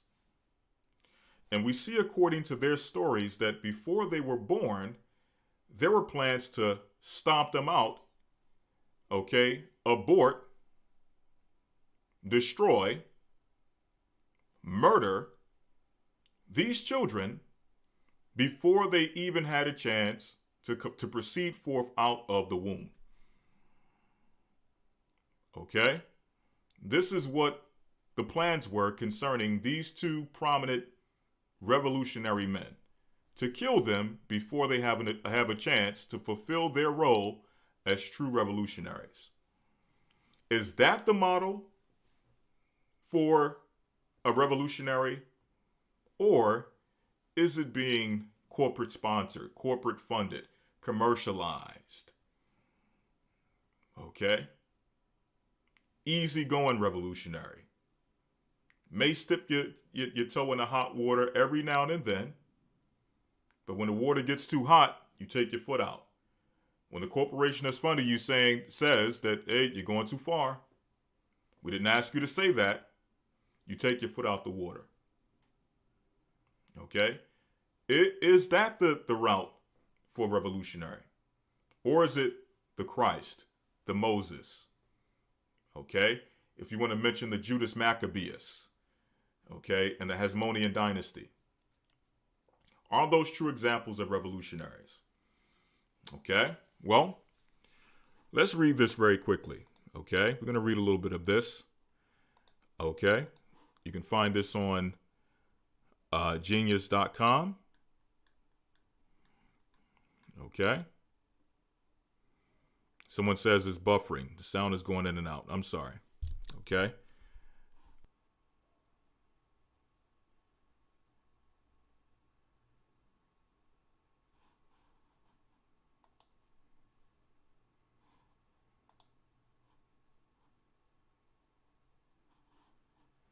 Let me confirm it's good before we continue,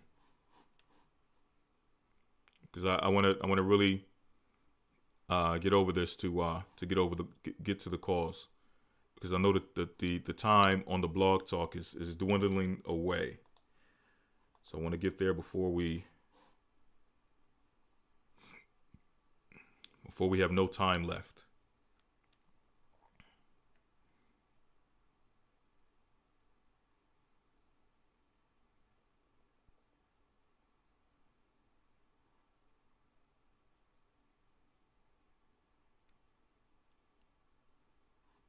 Okay, I hope that's not the amount of time we have left. Okay, I hope that's not the time we have left. But let's keep it moving. I just want to make sure we're good.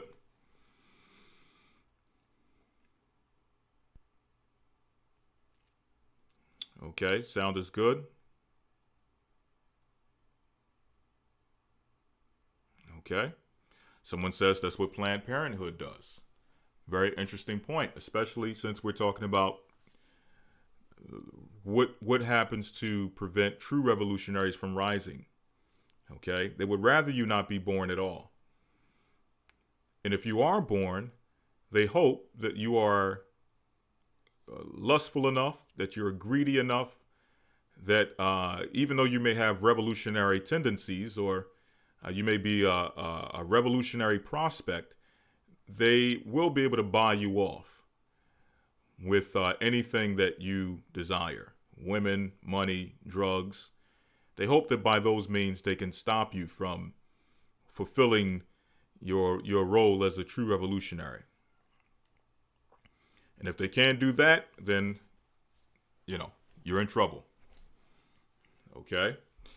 But nonetheless,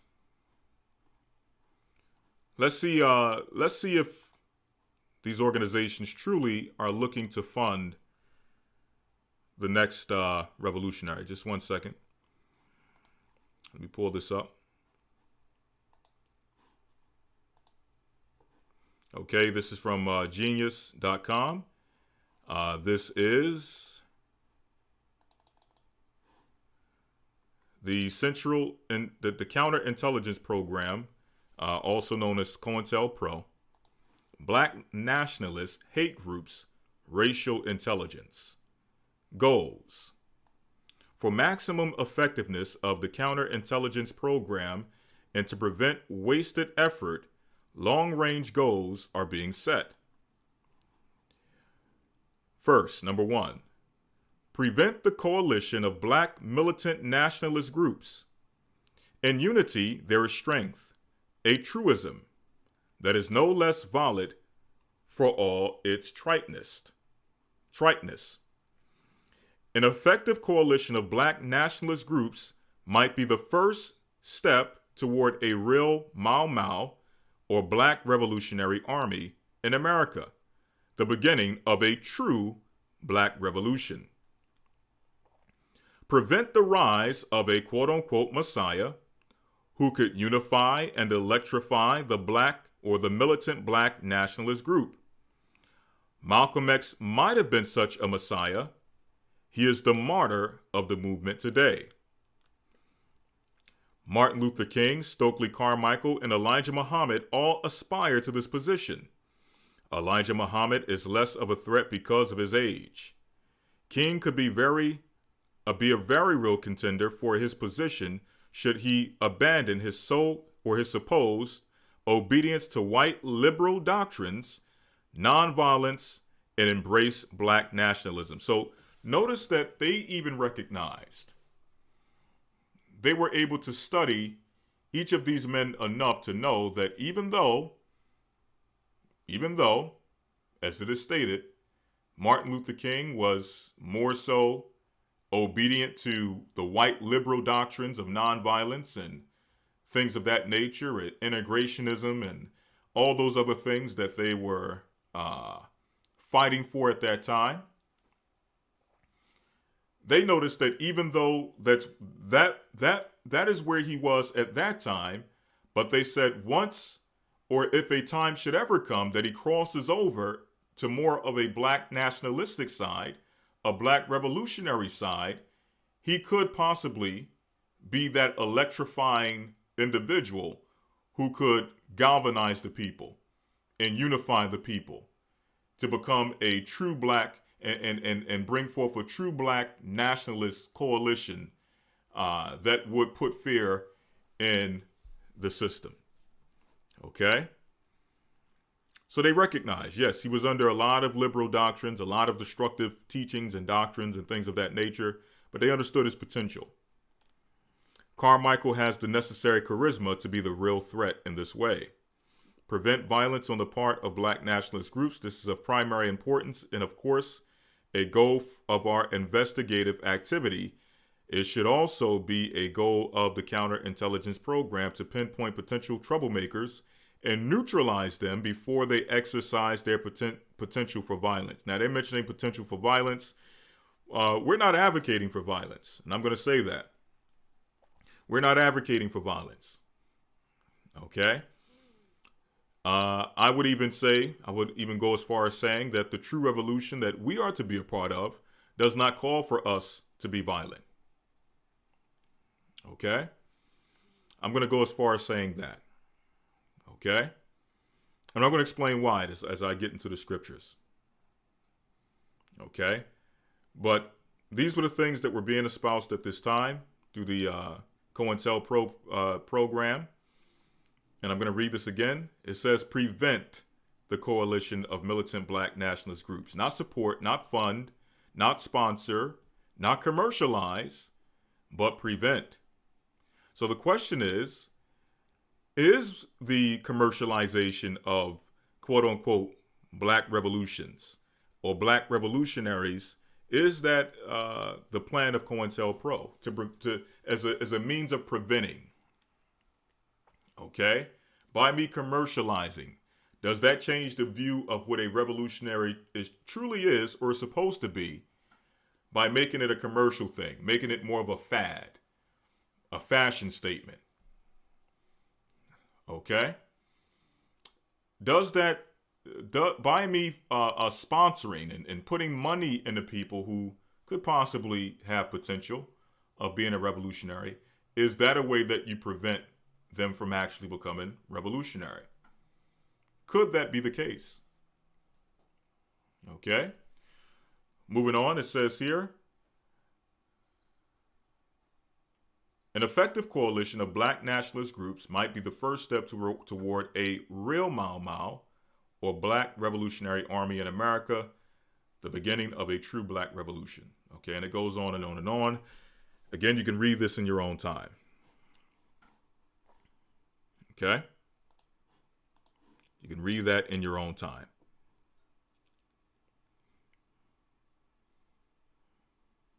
Okay? But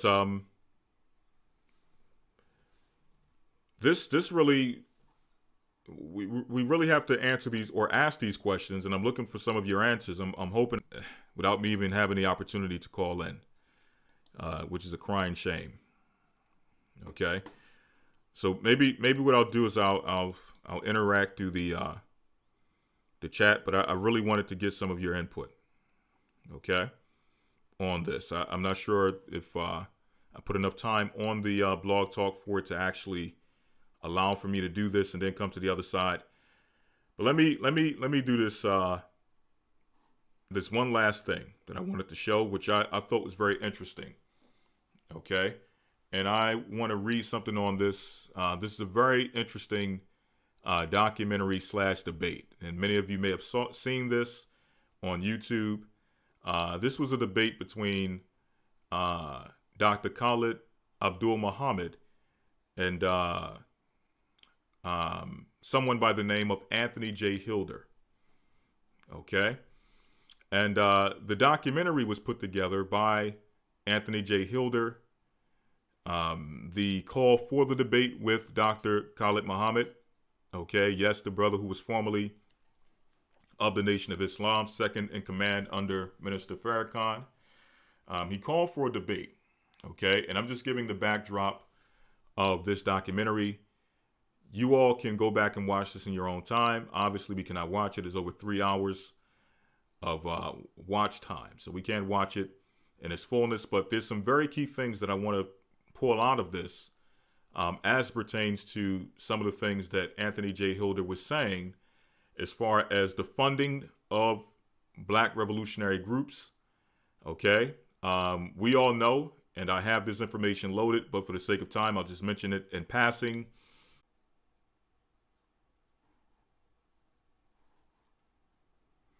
Just one moment. I'm trying to figure out what the solution is. It looks like it's back. But it's coming in and out.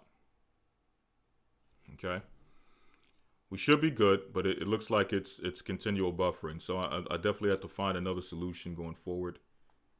In the case that I'm ever doing this particular stream, because it's definitely not gonna work if it's buffering at this rate. But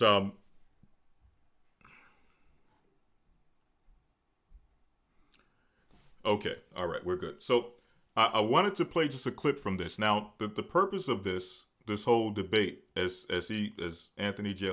Hilder claimed in the documentary, you can actually watch it when you get the opportunity. But his claim was that he wanted to get two results out of this debate with Dr. Khalid Muhammad. He wanted Dr. Khalid Muhammad to come forward and start to speak some of his rhetoric that he deemed as the rhetoric of a new black Hitler, okay? Which obviously they usually, or a lot of times when someone makes certain statements, and let me say, okay, just to make it clear, when it comes to advocating of the killing and of men, women, and children and things of that nature, that's not how we teach. That's not how we teach the doctrine of Christ. Now, obviously, Dr. Khalid Muhammad professed to be a Muslim, and at this time he was out of the Nation of Islam, so he was more so on the at the grassroots or at the beginning stages of what you would call or some of the early stages of what you would call or what would become the Black consciousness movement. Okay, he was moving more towards that particular realm, but in the debate, his whole thing was to lure Dr. Khalid Muhammad to espouse some of his rhetoric, which he deemed to be the rhetoric of a new Black Hitler, which I can't, I don't agree with everything that Khalid Muhammad stated, but at the same time, I don't see how you can compare him to Hitler when I don't think Dr. Khalid Muhammad has the track record of a Hitler. Okay, so I don't see that parallel, but obviously, if you have someone espousing for the death of killing men, women, and children, people are going to use that as a means of pretty much saying anything that they can against you, or getting you to say what it is you believe, so that now they can point and say, well, see, this is becoming an issue. This is a problem that we must deal with. Okay? So as the scriptures say, we must be wise as serpents and harmless as doves. But the second thing he wanted to try to prove, and I'm not going to necessarily delve into this for obvious reasons. Number one, Dr. Khalid Muhammad is no longer with us. So he's not here to really expound upon and give any insight, which I think he did within the debate. Okay. But we're not here to really get into detail of exactly. He did not cause a Holocaust or anything of that nature. But nonetheless, this was his point. Now, I will say that this was a very interesting debate. This is a very interesting documentary. I suggest you all watch it. But just getting into the second thing he wanted to try to prove was that Dr. Khalid Muhammad himself was being funded by a particular organization known as the Ford Foundation. Now, the Ford Foundation is still in existence. That's an organization that has also funded Black Lives Matter. Now, that aspect of the debate, again, I'm not going to get into. When you watch that debate, you'll see Dr. Khalid Muhammad. He will give his take on why. I believe the guy stated that, Dr. Khalid Muhammad, may the Lord rest his soul, was a part of a special study group at Harvard University, where they were funded by the Ford Foundation. Okay? Dr. Khalid Muhammad gives a response. You can see that when you watch the debate. But that's not necessarily the focal point of me showing this information. Okay? I more so want to show a piece of this documentary as it deals with not only how these organizations are funded.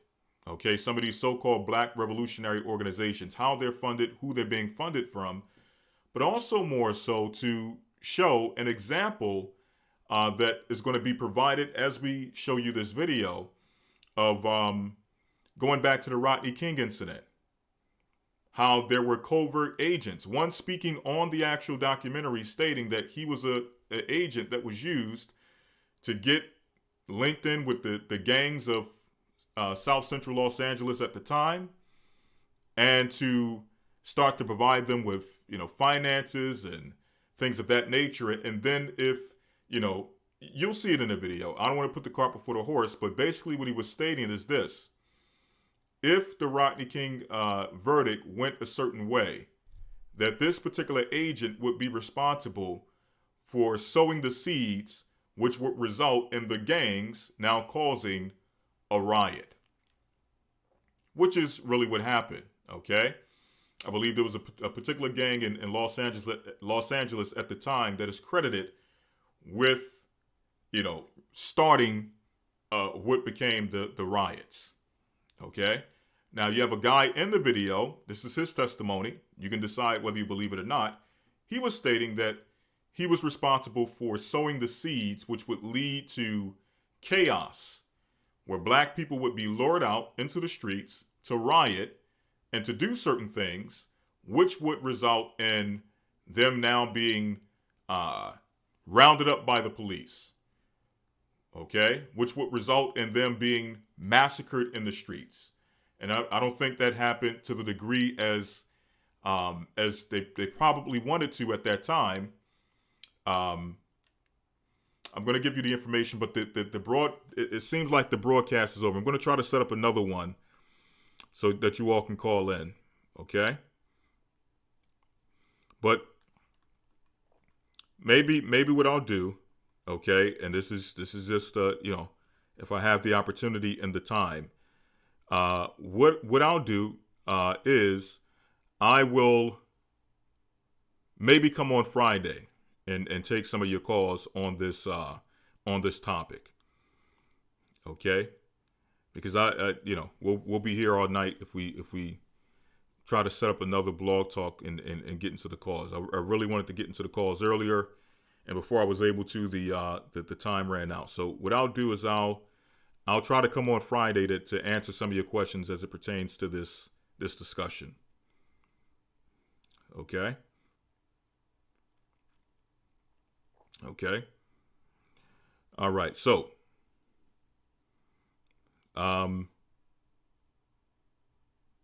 exactly. Hey, didn't Albert Pike write about this? Well, you're going to find out when we play this. You're going to see that he alludes to Albert Pike in this clip. I'm not sure if it's in the clip that I'm going to show. Again, it's a 3-hour documentary. But let me go ahead and play this.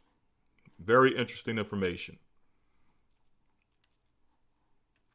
Okay.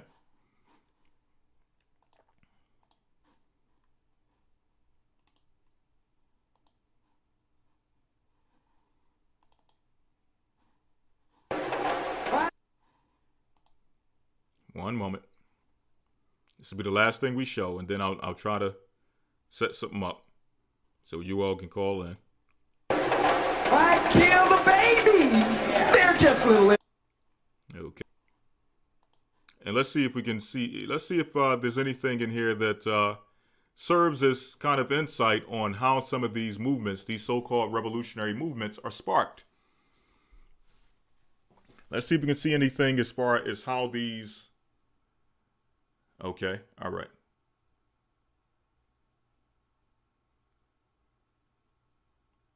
Okay. All right. So let's see if this provides any insight. And I'm going to pull it up. Don't worry. Okay. This is fair use. Let's see if this provides any insight as to how some of these so-called protests and riots and so-called revolutions arise based on the information we're about to see. Okay.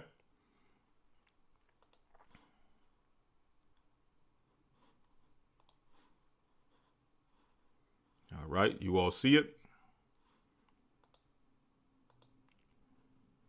All right, let's do it.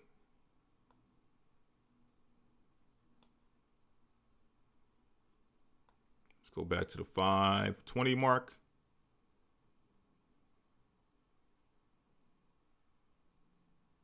Okay, let's start. Does Khalid Muhammad believe that he's being used? Of the New World Order or Illuminati. Tickets can be purchased at these various locations. In this ring, the fight could proceed and lead them into the slaughter. Does Khalid Muhammad believe that he's being used by this Faustian financial fraternity to bring black bigotry to a boil? Or is he just plain stupid? I mean, he sounds sincere, but then so did Adolf Hitler. And the Reverend Jim Jones, who told his congregation to commit suicide. Capture and control program that's been pushed by Al Gore and his gang is called Operation Lasso. During the meeting, what came up was a plan that the oversight and investigation. I know it's buffering in and out, so I'm going to try to when I see it buffering, I'm going to try to pause it so that we don't miss anything. Okay. I'm going to give you the name of this documentary. Okay? It's called Dr. Khalid Muhammad versus Anthony Hilder, The Great Debate. Okay?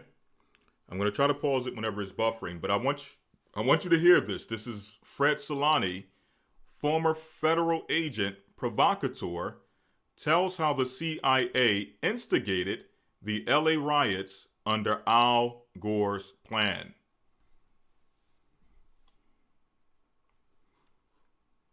Okay? Let me see. I'm gonna post the link.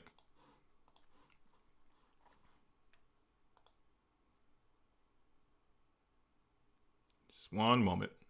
Let me get this here.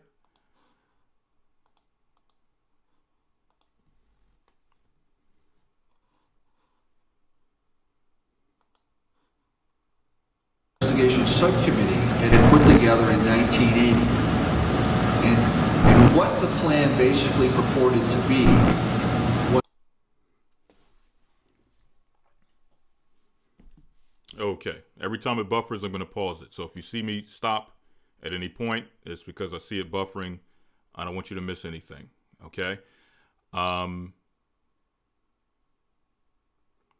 Right. He says a Faustian financial fraternity to bring back bigotry to a boil. In other words, he was referring to the what is called the Ford Foundation. Okay? And other groups that are, these financial groups who are white financial groups who will give money to people or give money to particular individuals that they believe have the ability to incite certain ideas, incite the black community with certain ideas, which will lead them actually to their destruction, which will lead them to get riled up and say, we're going to take to the streets, we're going to kill this devil and all these other things that, people start to get into. And all of a sudden the members find themselves being slaughtered, and the person who led them into the slaughter, finds a way to slip out the back door. Okay? That type of situation. So that's what he's mentioning when he says these Faustian financial organizations funding certain types of organizations. Now, he states that, I'm going to allow you all to watch the documentary. I'm not going to really even get into that about, Dr. Khalid Muhammad being funded by that organization. I'll let you all watch it, as the response given by Dr. Khalid Muhammad. But nonetheless, let's keep this moving. Okay, this is the guy who said that he was the agent provocateur that was used to incite the LA riots. Okay, used by the CIA to incite the LA riots. Was a system to handle insurrection. Now, when you read the plan, pages long, and what the plan basically purported to be was a system to handle insurrection. Now, when you read the plan, if you read the title and you read the first few pages, you had the feeling that what they were doing was giving you a report on how to stop insurrection in a major American city. But as you got further into the plan, it said, now that we have discussed how to cease and desist in this type of an operation, these are the factors that could lead to this type of a riot taking place. What it really was 30 pages of blueprint on how to start a riot. How you would... Do you hear that? Do you see how he mentioned that within this document, again, this is his testimony, okay? You can choose to believe it or not.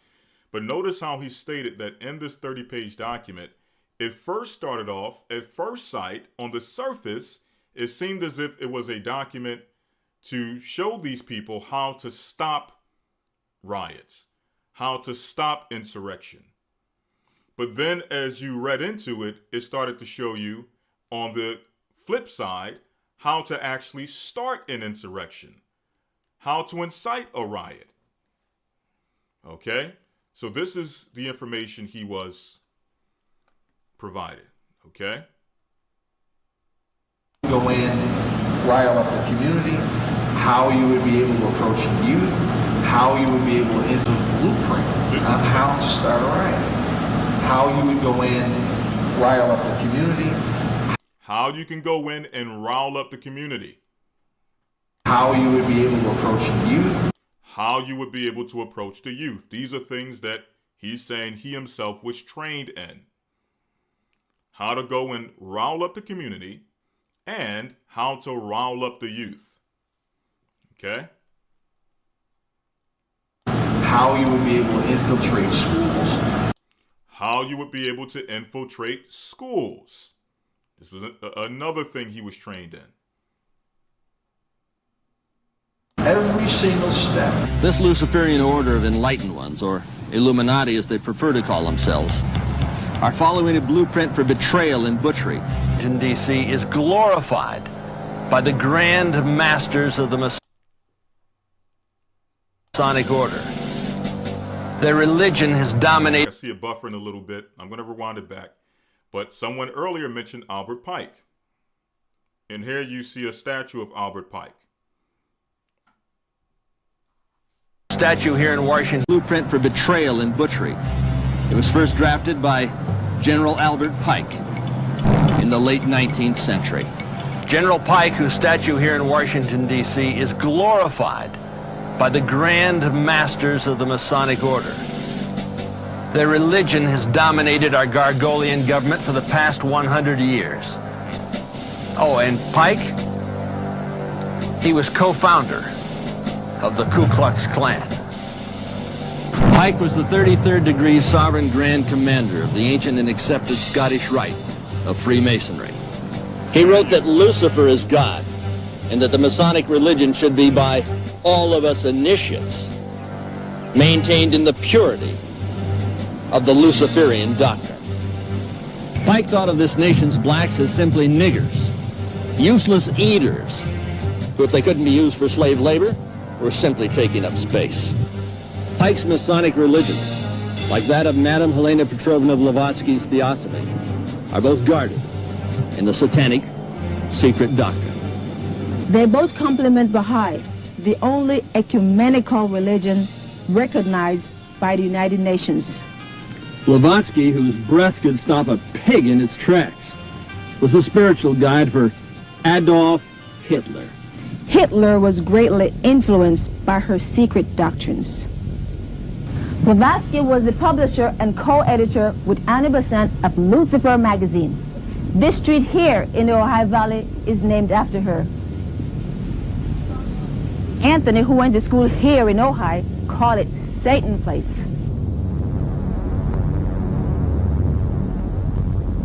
The black man is an endangered species.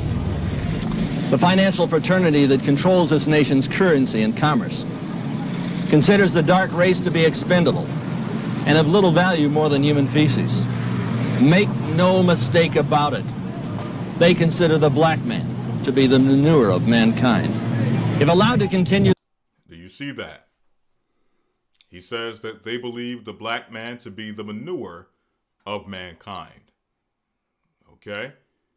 Hence, you have all of these seemingly separate, non-connected organizations who seem out in the front to be disconnected, to have no connection, but behind the scenes, they all have this one agenda to wipe out, as he says, the black man, but we know the children of Israel. Okay? But I want you to really keep in mind what's being stated here and how it relates to what we've seen not only recently in this time, but historically, people being harmed because they followed someone who they believed to be a leader, but was instead some type of agent provocateur who led them to their destruction. Okay? So I want you to keep this in mind. The things you're about to hear, because the guy's about to come up and explain what happened in the LA riots, according to, again, his testimony, being portrayed on TV. Like the poem said, you will not see the pigs shooting a brother on instant replay on the television. Well, sadly enough, we have seen those things being played over and over and over again. And inciting all types of emotions, which if you're not in the right mind, if you're not stable, if you're not rooted, you may believe that it's your will to now go out and act upon those emotions. You feel that it's now God is endowing you with the spirit of rage to go out and commit acts of violence because of you being incited by what you saw on the internet, by what you saw on television, by someone coming and inciting you and speaking in an electrifying manner and convincing you that you must take to the streets and you got to do something to kill these devils and to get the pigs and all these other things. I don't know if they still use that term anymore, but you all know what I'm speaking of. People using this type of language to incite you and get you riled up to go do something that you will regret. Okay? Their population control programs. They will radically reduce the population of this planet, of its blacks, the browns, and to be the manure of mankind. If allowed to continue their population control program, they think of themselves as the elite of mankind, the chosen ones, to rule and regulate the rabble. Quite evident. It's everywhere you look. They're Joseph Mengele medicine men who made the decision to perform the Tuskegee experiments, use syphilitic blacks as human laboratory animals. Had they been dogs, the Humane Society would have objected to such an atrocity. But that was decades ago. I mean, the question now is, would this same satanic society of corporate socialists, which operate through the Ford, Rockefeller, and Carnegie foundations, use blacks today as cannon fodder? Do you hear that? Okay? Because remember, in this current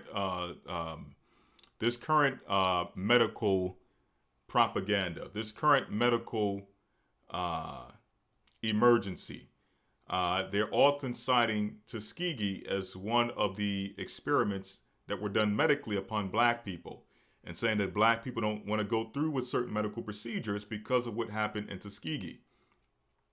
And usually that's followed by, well, that happened so long ago, that was a different time period. Those things no longer still go on today. And the question is being asked in this documentary, are those things still taking place? Are there organizations, special interest groups, who are still behind similar projects as was done in Tuskegee? Whether they be medical projects, whether they be propaganda projects to incite rage amongst the people to get them to become, as it states in this documentary, cannon fodder. Let me run it back again. Of corporate socialists, which operate through the Ford, Rockefeller, and Carnegie foundations, use blacks today as cannon fodder in an attempt to usher in their new world order. Would they finance a black bigoted Negro Nazi? In short, would they underwrite a black Hitler so that their programmed protege could lead their people like lambs to the slaughter? So in other words, would they be willing, if these organizations exist, would they be willing to pay black leaders? And he's espousing that the leader that has been paid off and has received funding is Dr. Khalid Muhammad, who he was debating. Now, again, I'm not getting into that. I'm not confirming that, or, I'm not going that far. Okay? What I will say, we will see and have seen many instances of people being paid off to come and incite our people with rhetoric. Okay? Incite our people with rage. With really no solution, no real solutions. The only real solution being we gotta kill the devil. We gotta start. I'm not gonna let one more day go by with the devil raping our women. I'm not gonna let one more day go by without the devil robbing us and lying to us and shooting us down in the street like dogs. It's time for us to do something about this devil. Okay? and all of a sudden you're let out somewhere to believe that some type of spirit, whether you believe it's the spirit of God or some type of African demon spirit, is with you to now go. Okay? Be careful. Okay? Be very careful with that type of rhetoric. But let's continue on. Now he's going to explain what happened in LA. Okay, with the riots. Former covert government operative Fred Solani, who worked through the CFR CIA, says that is exactly what they have done and exactly what they are doing. You're back in Los Angeles, you're operating this phony law. Okay, again, it's buffering. I'm going to pause it. I don't want you to miss this. Fair use. Exactly. Some of you are mentioning in the comments one such organization, which we believe personally is one of those types of organizations who just spring up out of nowhere as some type of black militia. Okay, leading people into what could be some very dangerous situations where lives could be lost and what have you. You then had the situation with the Rodney King trial, or I should say the King. You then already had orders to put this riot inciting into force. You know, it depended.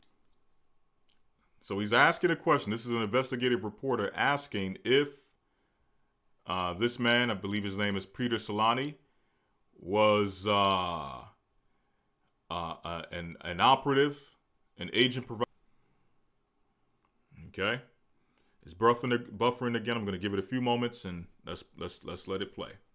Rodney King. Of course, you know, it depended on what happened. If the verdict had been guilty, the set of orders on how to proceed were totally the opposite of what we did. So he said if the judgment upon the police officers who beat Rodney King, if the judgment was guilty, then he said that he receives, go as they are. But then he's going to go into the instructions that he received if it was not guilty. Okay? Sorry that this keeps buffering. I don't know what's going on here. I've never experienced this whatsoever with this stream. Maybe it's the video or what have you, but I've never experienced this.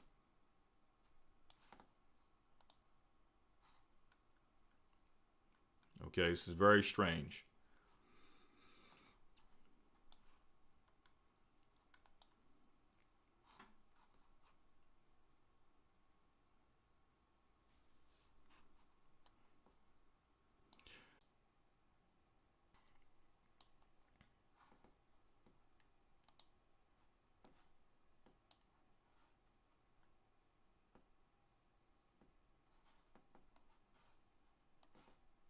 All right.